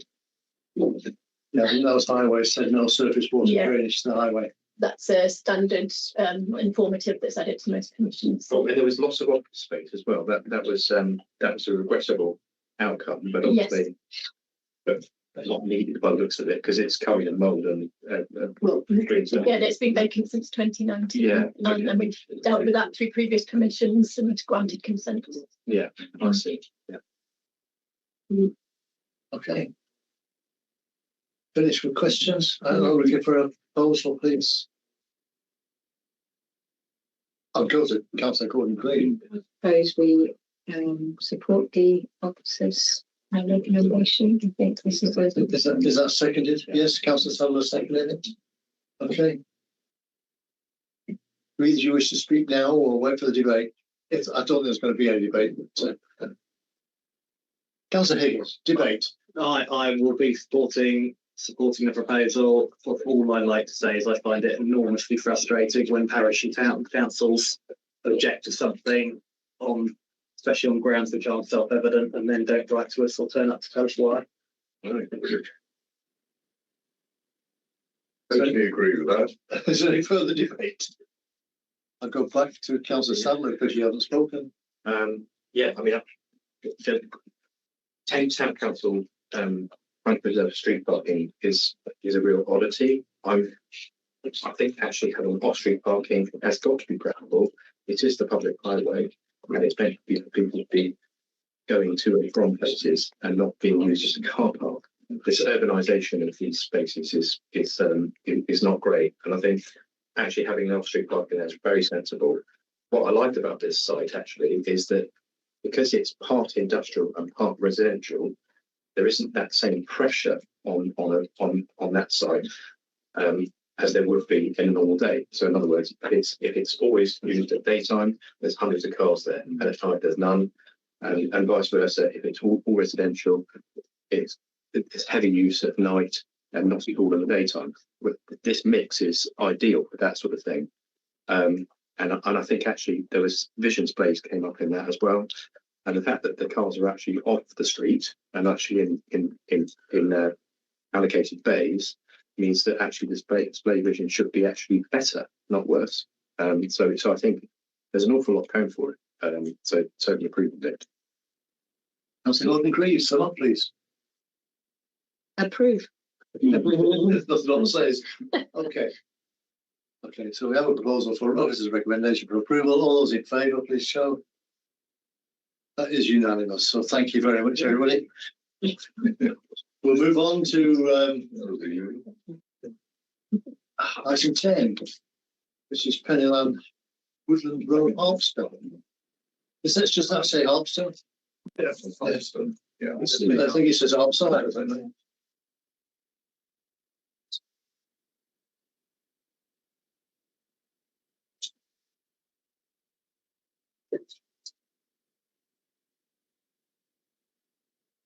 Over to you, Paul. Thank you, Chair. This application seeks full planning permission for the erection of a single detached self-built dwelling house with associated parking and access. The officers consider that the principle of development in relation to the infilling with a new build dwelling is supported in principle in this location by local plan policy H16, due to being located within part of the built-up area of Lower Shiplake that lies within Harpstone Parish, as discussed at paragraph 7.2 to 7.6 of the report. The officers consider that the proposed development would not result in any material harm to the sylvan character and appearance of this part of Woodlands Road, as set out in paragraph 7.7 to 7.10 of the report. The officers consider that the interrelationship between the proposed dwelling and its immediate neighbours would be acceptable in respect of light, outlook and privacy, as noted in paragraph 7.11 to 7.13 of the report.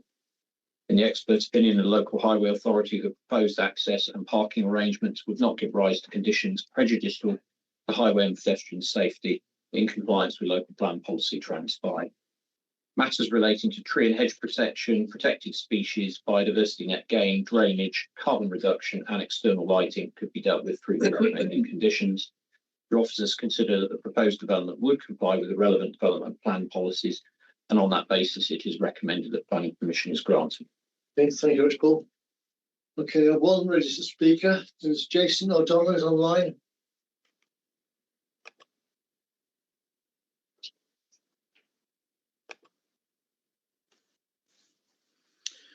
Yeah, good evening, and thank you for inviting me to speak. You have 5 minutes when you start. Okay. Thank you. My name is Jason O'Donnell, architectural consultant representing the applicant in support of the proposals. The application is for a new self-built detached house on land adjacent to Penny Hill, which is a particularly large plot located on the northern side of Woodlands Road in Shiplake. With regards to the principle of this development, it is acknowledged that the application site sits within the built-up area boundary and is therefore consistent with the infill definition as defined by the Council's local plan policy H16. This position is further supported by other recently approved cases in the locality, as referenced within your Officers Committee report, which also confirms that the principle of development would be acceptable.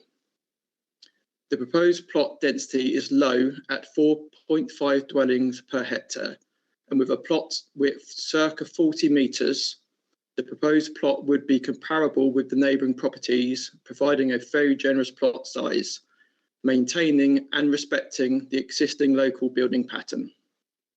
The architectural design theme is one of traditional style and considered to be complementary to the local area.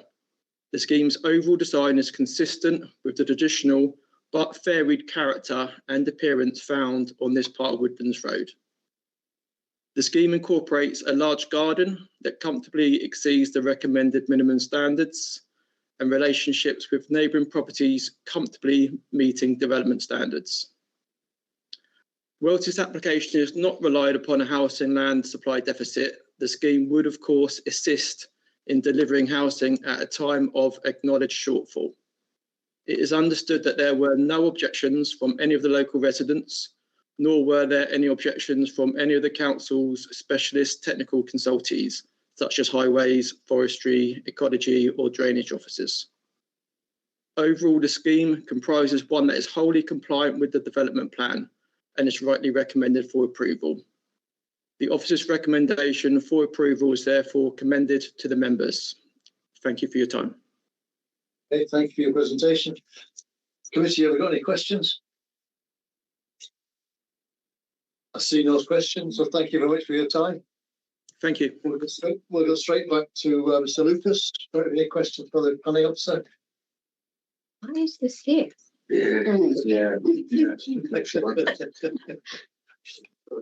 Well, Councillor Topping, just to say, well, it's not really a question, it's more an observation. I mean, the objections from the parish council were overdevelopment. I mean, this is a 5-bedroom house. It's half an acre.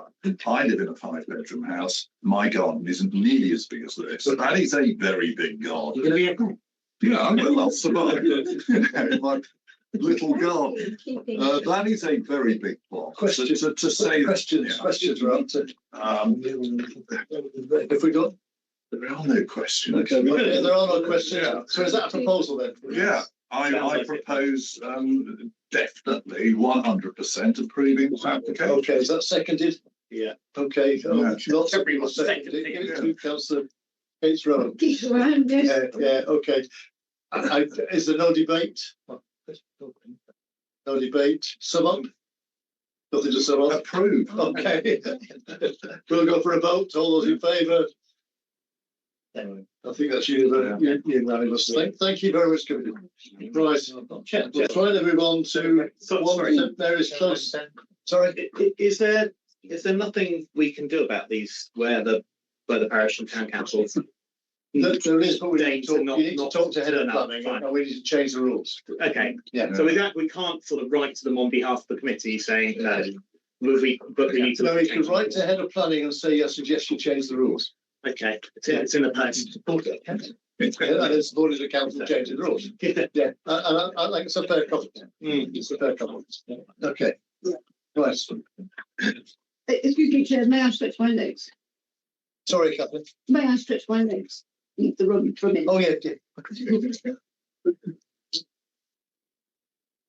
She's doing that as well.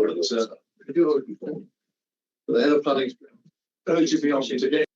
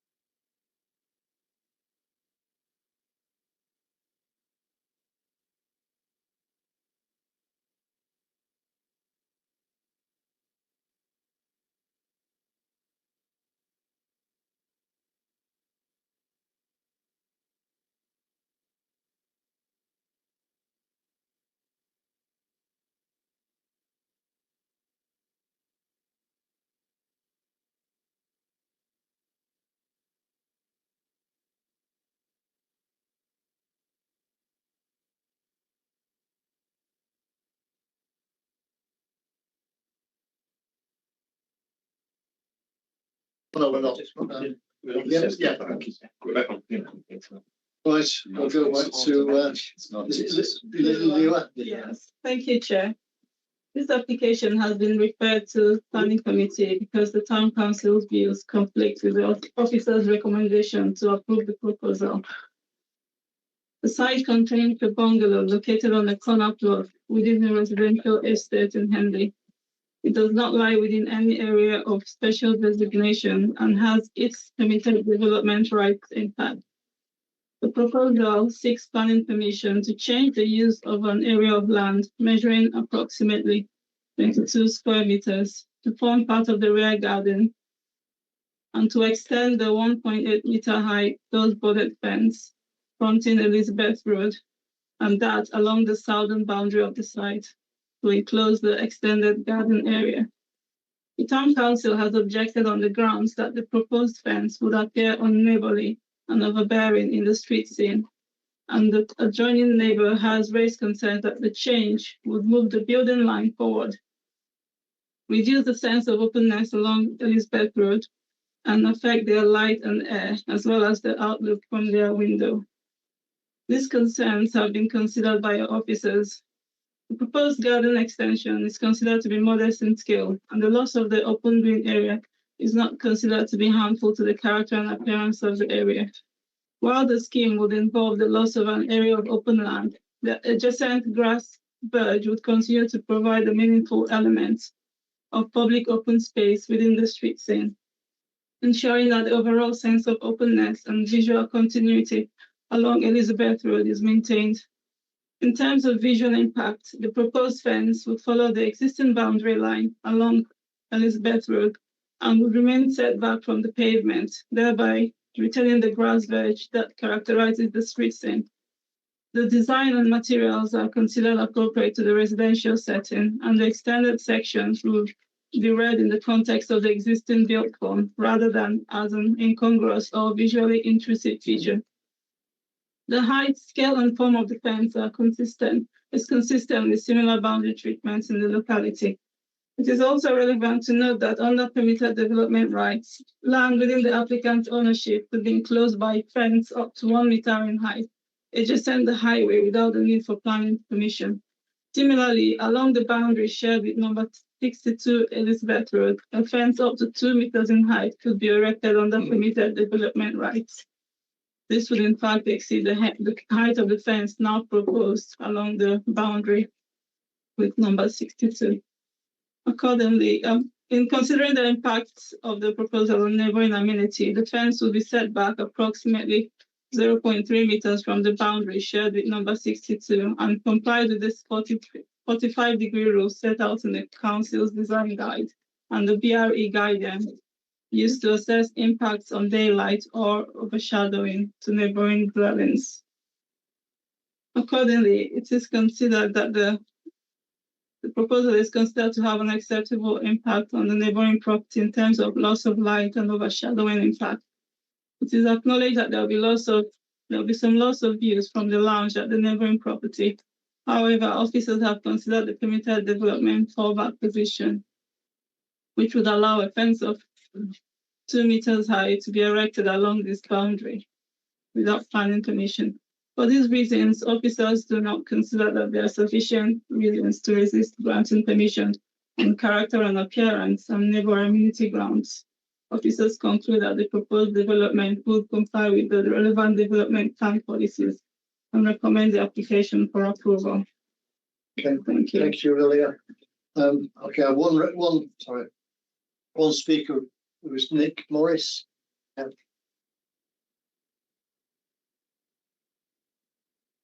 Welcome. You have 5 minutes from when you start speaking. Okay. So first of all, I'd like to thank the Standing Committee for giving me this opportunity to speak this evening. I'm Nick Morris. I live at 62 Elizabeth Road, and I object to this planning application. I object on 2 grounds. First, the proposed changes do deprive my lounge of light and air. There is no question about that. Also, my second objection is that the application changes the look and feel of the estate, and that is the principal objection to this planning application.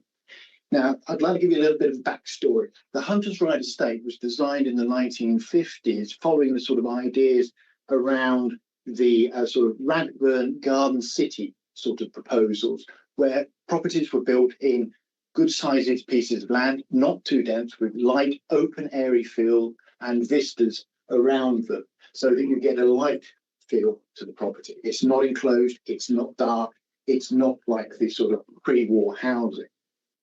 Now, earlier this year, the applicants at 1 St Mary's Close, which you can see there, put in an application to extend their bungalow. And you can see the building work going on in some of the photographs that were put up there. That application moved the fence line. They then withdrew that move of the fence line in a later form of the application. And that application, despite being objected to by myself, my brother, the town council and the Henley Society, was approved by the SODC. So it didn't come to committee as far as I'm aware. If it did, I wasn't notified of it coming to committee. Now, the problem with this latest proposal is, as I say, it impacts the look and feel of the estate, it degrades the estate, and it takes away the benefits of not only myself, but also other residents of that estate. The plans, as I said, didn't go to committee. Now, the current application is for this fence line to be instated, be put in, as you can see there. Now, interestingly, that sort of dogleg that you can see in blue, there's no planning permission for. So if this is a change of use of land, there should have been a planning permission for that blue line to be doglegged out, because that's not the original position of that fence when my parents moved into the property in 1980. So there's been a change made there. Now, lighting out, as I said, I estimate it's going to reduce the view from the lounge window by 20 to 25%. The applicants put in additional data after the closure of the application, showing incident light having no impact. Now, I would argue that that's just incident light, direct light from the sun. They had not considered reflected or diffused light from the sky and the impact that that would have on my property. The applicants also countered the claim for moving the fence, as shown in the slides here, by giving highlights of other people on the estate that have broken the restrictive covenants that are in place, that were put in place by the architects of this estate to protect its look and feel, to protect that sort of garden type state city appeal view. They've highlighted 8. Well, there's over 50 properties in that, so that represents about 10 to 13%, depending on how you count things up. And if you look at the rest of the estate, that 13% drops much lower, possibly even down into single digits. I would estimate 8, 9%, if that. So their argument that, well, other people have done it doesn't really hold water for me, because the majority of people on the estate are recognising and abiding by the restrictive covenants. Now, I know the committee doesn't consider restrictive covenants, but what you should be considering is the fact that those restrictive covenants were put in place by the original architects to protect the look and feel of that estate. They wanted that estate to look the way they designed it, and they want to keep it that way. So in summary, what I would just like to say that I would like to recommend to this committee that they reject this proposed to move the fence line, because it is degrading the environment of the estate, it is degrading the look and feel of the estate, and it is impacting not only myself but the other residents of the estate. The proposal, as I said, it should be, in my opinion, rejected. So therefore, I'd like to sort of respectfully suggest to the committee that they reject the application on the grounds that I have mentioned. Okay. Okay. Did I get it under my 5 minutes? You did it under your 5 minutes. Yes, well. Questions, Councillor Norman. Could you just repeat or explain the thing about the change of use? If you go back to, you see the dog leg, I call it the dog leg, that bit that sticks out. That So do you mean the part that is within their garden now? Well, where that greenhouse is erected, that greenhouse shouldn't be there. There was no planning permission for that. Where that sticks out, that was erected, I don't know how long ago. What happened is the original owners of the bungalow, they had a caravan there, and then they sneakily put a fence around it to protect the caravan. They parked a caravan at the side of their house, and then they moved a fence around it like that. So their argument that they're squaring off their garden is a sort of two rights making a wrong, shall we say, because they don't have planning permission to move that fence. to the current position that it's in. It should be a straight line from 62 down to the corner of their bungalow. I know this isn't technically a planning matter, but I'm just curious, who owns the grass? The grass, the properties are really kind of interesting. Each property has a boundary and a building line, and you're not allowed under the restricted covenant to build beyond the building line. Right. Between the building line and the boundary, you're supposed to keep as an ornamental garden or driveway with no fencing. Right. One St Mary's Close owns all the green that you can see basically there. Where that post is in the ground, that is, to the left of that is my property. To the right of that, all that green is so they do own it. They own it, but aren't technically allowed to have anything on it, even a garden. They can put an ornamental garden is the actual wording. Ornamental garden, but not a greenhouse, not a fence, not a post even. Okay. Yeah, that's clarifying. I mean, all the ones that have adjusted, like the one that you can see across the side there, as it's an eyesore, quite frankly, and it's also a hazard because they've allowed the hedges to grow over the pavement, and people with pushchairs, people in wheelchairs, have got a lot of elderly people up there, go out with strollers, with their nurses and stuff. They can't actually get down the path on that side because of the growing bushes. Let's concentrate on the I know, but what I'm saying is all the places where the people have sort of done this has had a detrimental effect on the environment for the residents of the estate. Are there any further questions? Councillor Arlott.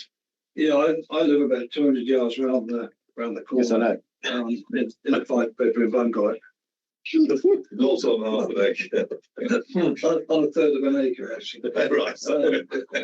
You're cheap builders. Yeah. You're now going to tell me you've got a fence and in your front garden. No, what I was going to tell you, opposite me, there is a fence. Well, that's what I'm just I'm going to get around to that. So, the gentleman's correct. There are a number of areas like that. I've either got panel fencing or they have hedges that have grown around there. And, I've looked at my deeds for ages on the restricted covenants, but I will do when I get home. The question I was going to ask, the fence that's that's in position now,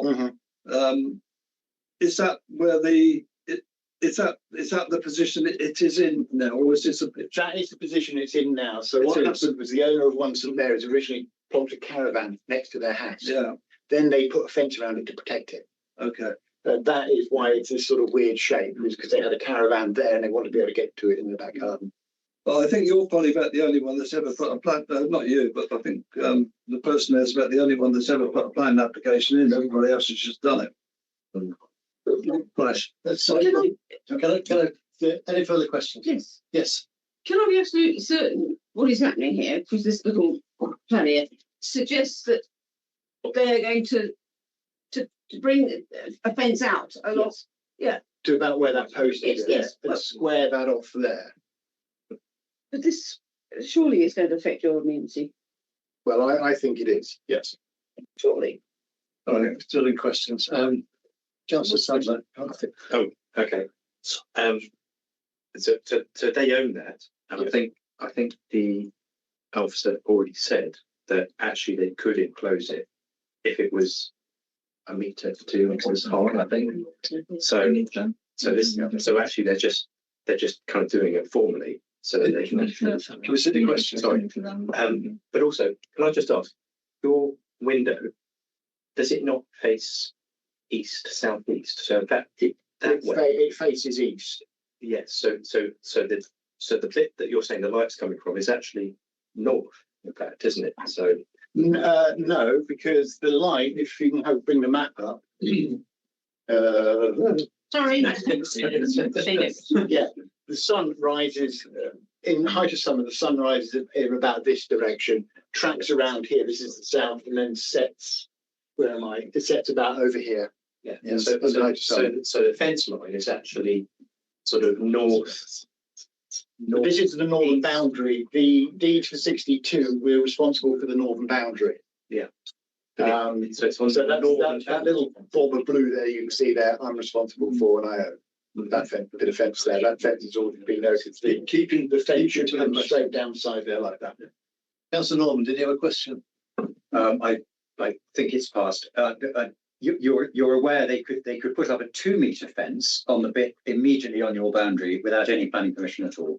They could do that, but they would life would get interesting. Well, the restricted covenant aside, yes, they could do it under the planning permission, and they could put up a 1 metre or 1.2 metre fence on the road, one metre without planning permission. So this is very. I mean, if they don't get it, they're going to be they're going to put up a 2 metre fence against your boundary just to be. Yeah.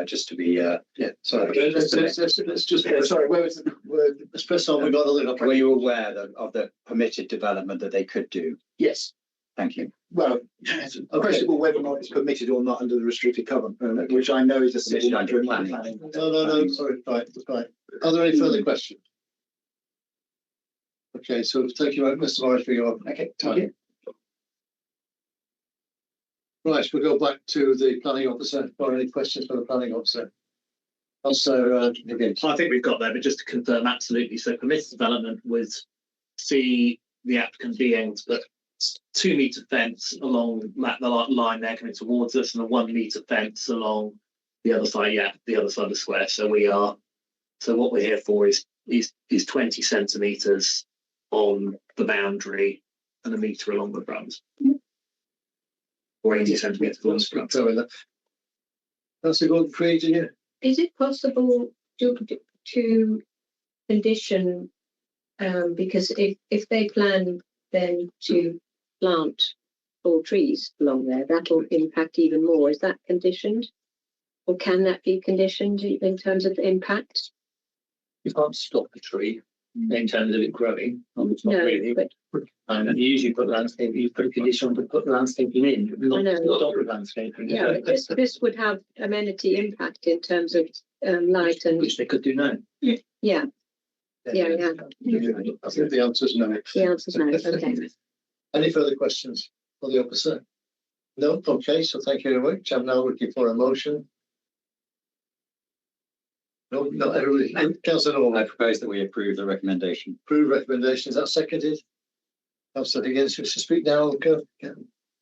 I may as well. Yeah. I mean, I completely appreciate what the gentleman's saying. I wouldn't necessarily like the fence next to my living room either, but the permitted development position seems that, but that's the word. Okay, right. Is there any debate? Councillor Sadler. Yeah, I obviously feel very much for the chapter number 62, but I do feel that it's not reasonable, and in fact that patch of grass does belong to their neighbour, and it is reasonable that they should do what they would like with it, and that's it. To have it as a private garden, a private space, I think that's, I really support that. I'm afraid. I hope you don't feel the loss of light. I hope that I hope you get used to it. Okay. Right, so I see no more debate. I go back to Councillor Norman to sum up. Well, I think the officer has covered the planning aspects of this, and we should go with recommendation. Okay, so we vote for a vote. All those in favour of the proposal, please show. 1, 2, 3, 4, 5, 6, 7 against. 2 abstentions. Abstaining. Okay, so that is passed. So thank you, everybody. We'll move on to agenda item 12. Just what's the just really needs to come on there. So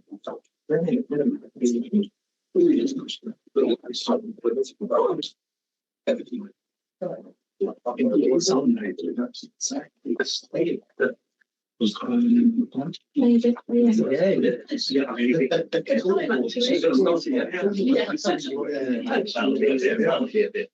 Okay, so welcome to Lauren.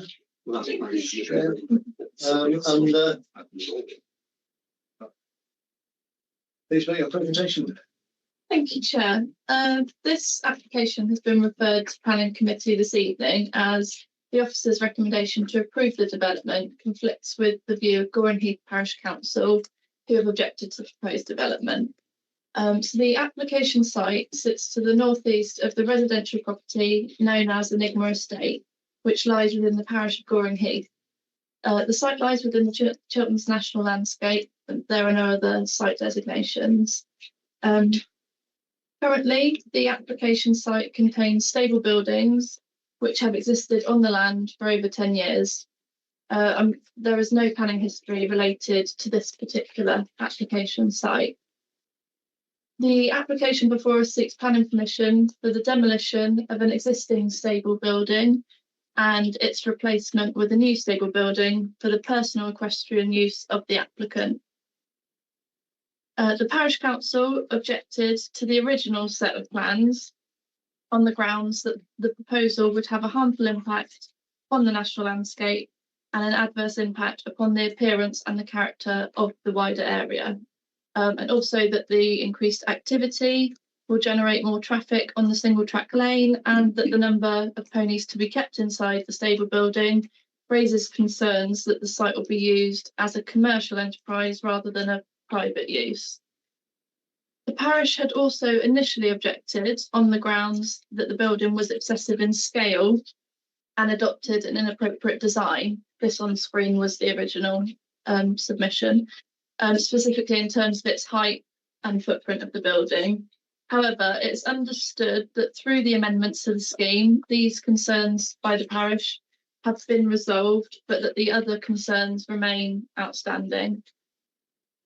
Initially, officers considered that the design and scale of the originally submitted proposal would neither enhance nor conserve the national landscape character in line with policy ENV1 of the local plan, specifically similarly to the parish due to its height, width and the footprint of the proposed building, which was considered to be excessive in the context of the site and particularly competing with the height of nearby buildings. However, following the discussions, the applicant amended the proposal by reducing the height, the width and the footprint in line with officer comments. The proposed development would now introduce a stable building on the site measuring approximately 4.6 metres in overall height, 15 metres in width and an overall footprint of 90 square metres. The replacement building would adopt a typical stables appearance and form with an appropriate roof height and overall footprint, which is considered to be a vast improvement on the previous design, as well as an improvement on the design of the stables as they stand on the site today.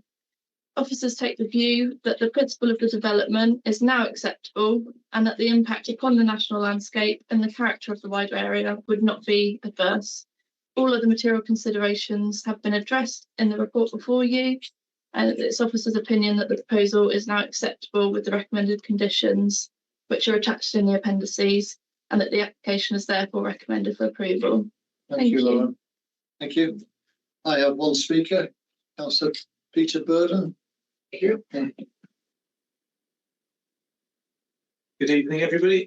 I'm Peter Burden. I'm a councillor on Goring Heath Parish Council. As you stated earlier, we are against the granting of permission. We are against granting really for two separate reasons. One based on the reasons stated for the development, and the other is the history of development of a total property in the state. So on the first point, the application is for replacement stables for domestic use. With the current building to be replaced and another building, we estimate that there are 5 stabling slots on the property. And by this building being replacing one of them, that goes from 5 to 7. In addition, the footprint of the new building is 4 times the size of the current building. As best we can tell, there are only 2 riders in the property. There is the owner and the mother-in-law of the applicant, the owner being Kanka Kauta, and the other rider being her daughter, Karina, who apparently is only there at the weekends with the applicant. So accordingly, we feel that there is the potential for over-expansion for domestic use. and this will enable the property to be used for a commercial equestrian business of some nature. So that's the first objection to the application. The second objection is based upon the historical development of Enigma Estate. As a context, the property has been subdivided at least 3 times, according to the SODC website, over the last 20 years. And according to the website, without exception, these have been retrospective permissions have been sought for the change of use to living accommodation, and in most cases, it's been respective application for the subdivisions. So there are now 5 subdivisions within the property, all of which either have or had tenants.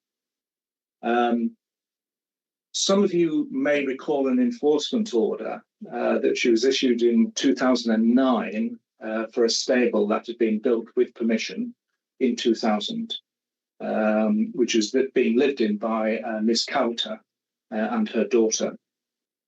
So she appealed in 2010. At the hearing, the inspector said, and I quote, "The appellant's," which is Miss Cowter, "the appellant's evidence at the inquiry was given on oath. However, she admits that the case is centred on her deliberate deception over a number of years of the council. That does, to my mind, reduce her reliability as a witness. I've therefore attached little weight to her evidence." There is a long list of the tenants in the various elements of the property, which I can provide to the committee if they so wish, which shows she's a seasoned renter of the various elements of the property. And I might add, whilst it's not material to a planning thing, I can find no evidence that approval was ever received to sublet these elements of the property in terms of health and safety to do with smoke alarms, carbon monoxide detectors and so on. So no evidence in place that I can find that the business can be run from what is a private dwelling. So I'd venture that the applicant or the owner has a track record of running fast and loose with the planning regulations for her own financial gain. And coming to the proposal itself, as was highlighted by the planning officer, we objected to the original design because of the height, which, if you consult the British Horse Association's guidelines, was way in excess. So that was what first heightened our concern that this was going to be accommodation. As per the property which went to appeal in 2010. So we believe that the development is a potential precursor to a change of use without permission, which is the second part of our objection. Thank you. Okay, committee, any questions? Councillor Norman. So with the amended plan, do you still have concerns that it may be used as a dwelling? Well, with the criteria. Two concerns. With the reduced height, it couldn't be a 2-storey dwelling, and it could only be a 1-storey dwelling. But as I say, the footprint is 4 times bigger than the current building. And given there are only 2 riders on the property, it would seem strange that you need to increase the number of stabling so much. Councillor Gordon-Green, your question? Has the committee been on site? Because in those, if you go back to the pictures there, to the one with the very large horse transport vehicles, so there. So those are big. That's not normal for 2 riders. You know. Yes, and I went to the property this afternoon. Miss Cowter won't allow any councillor to go onto the property, so you can only observe from the outside. Those 2 vans are still there this afternoon. Yeah. Which again would suggest this is not a normal kind of domestic use. Let's keep to planning application, Yeah. please. Are there any further questions? The existing stable building on the site, which is going to be replaced or hopes to be replaced by this new one, did that ever have planning permission? As far as you're aware? I can't find any evidence of it. Thanks. And I've been on the SODC website as far back as I can go. Right, I think we've exhausted the questions, so thank you for your presentation and time. Right, so we're going to questions for the planning officer. I think it's right to say, look, let's keep to the planning application and not speculate about what might be issues. You only keep to what you know, what you not what you think people might say to you. You know, so let's keep to the application. That's a topic. A question for Lauren. The witness talked about a potential change of use of the new building to residential. That would require planning permission, wouldn't it? Because it would be a change of use. Yeah. And that building does not look suitable to convert. It's a timber building, am I right? Yeah. Yeah, it's just like The a shed. existing or the proposed? The proposed. Yes. Yeah. Yeah. So it is a timber building. Yeah. So of itself, it would not convert into housing, and even if it could, it would require planning permission as a change of use from stabling Yes, to. it would. The key is we can't comment on the materials. We can confirm that a change of use will require consent.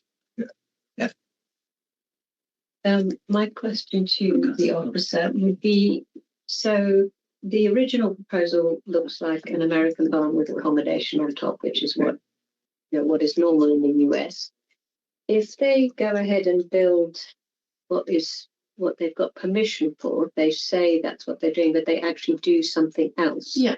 Are you allowed, will you know about it? Because the example of where it is and where the gates are, how are you going to know? We would rely on being informed by neighbours or the parish, and then if they're in breach of the approved plans, then it would be an enforcement matter. Yeah. We know those very well. Officer,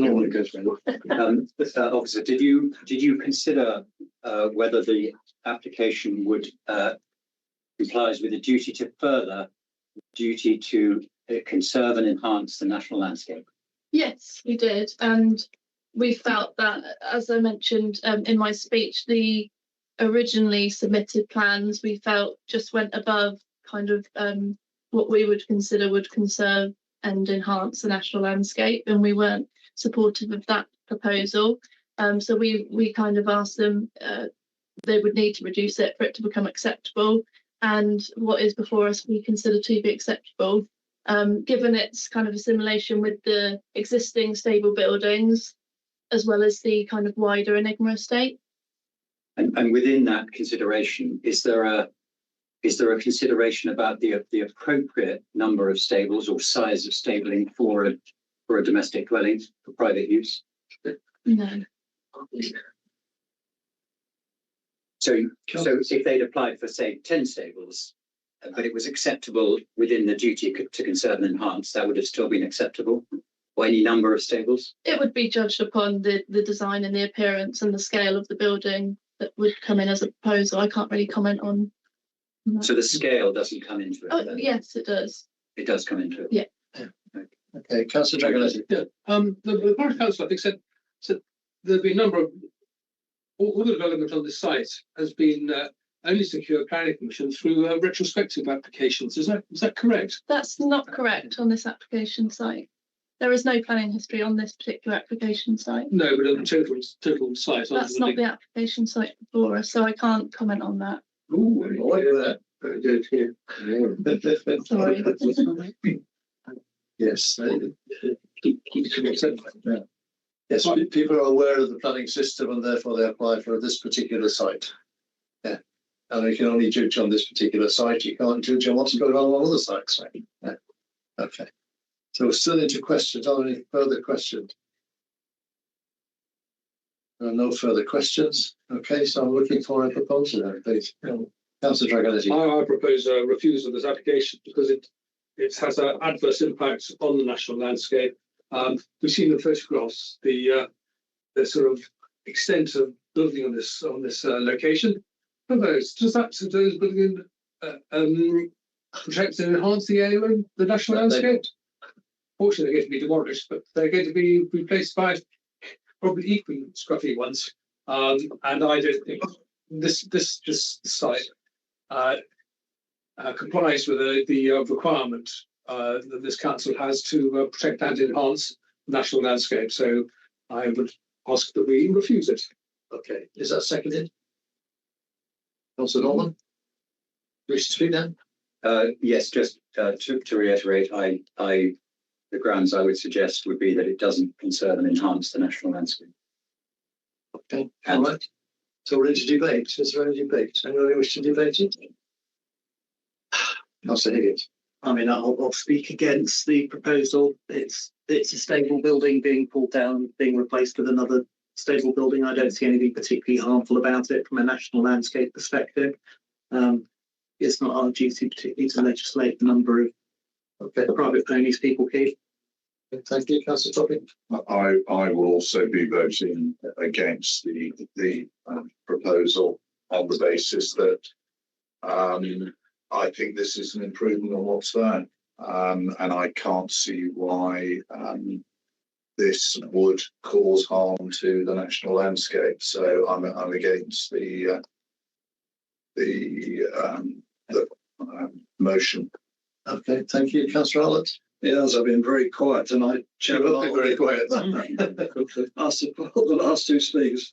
You've got 8 recommendations here. I believe that covers everything that we want. Mainly the one on item 4, personal use. If it's not used for personal use, I'm sure people around Goring will soon get in touch with the enforcement. Yeah, okay. Is there any further debate? No further debate, so I'll go back to Councillor Dragonetti to sum up on his proposal for refusal. Well, yes. The reason for refusal is because the adverse impact on the national landscape, which is this particular location, would be a cumulative one.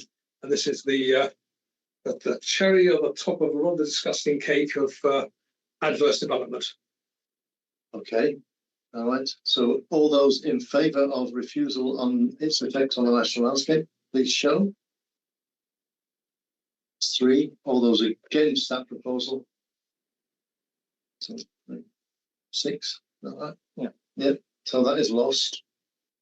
I'll now look for another proposal, please. Councillor Arlott. Yeah, I propose we support officers' recommendation, Chairman. Okay, is that seconded? Councillor Topping.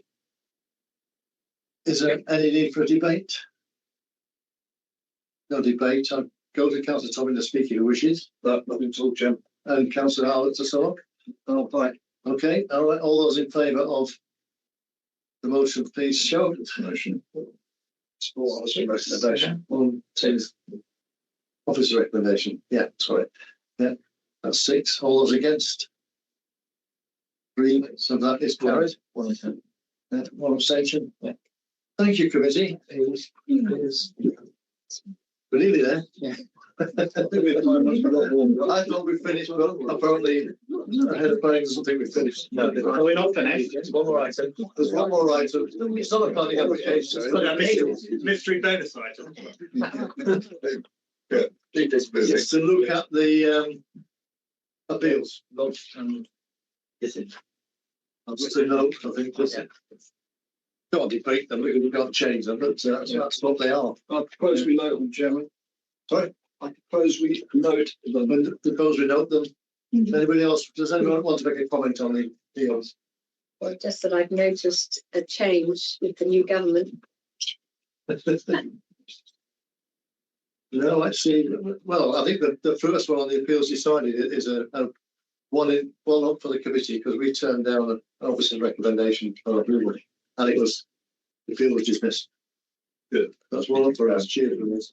I thought actually there are quite a few appeals dismissed, and not that. Yeah, I think I'm not. There's a lot more in the system. I'll just note that the first of the appeals decided to be listed here is where this committee overturned to Gordon. Yeah. The officer's recommendation. That's what Which does show that we do get things right. The officers don't always get it right, and we do. I can put it like that. Sorry, which one are you referring to? On page 195 to 195 to Gordon. Yeah. Yeah.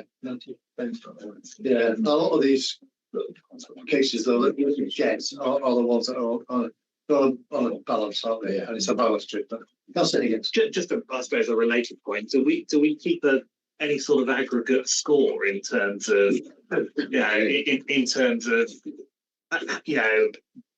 delegated decisions which are appealed successfully or unsuccessfully, committee decisions which are appealed and overturned, and where there are costs awarded, what they are? Yeah, it was 73 up going in extra time. You get them. I think annually doing.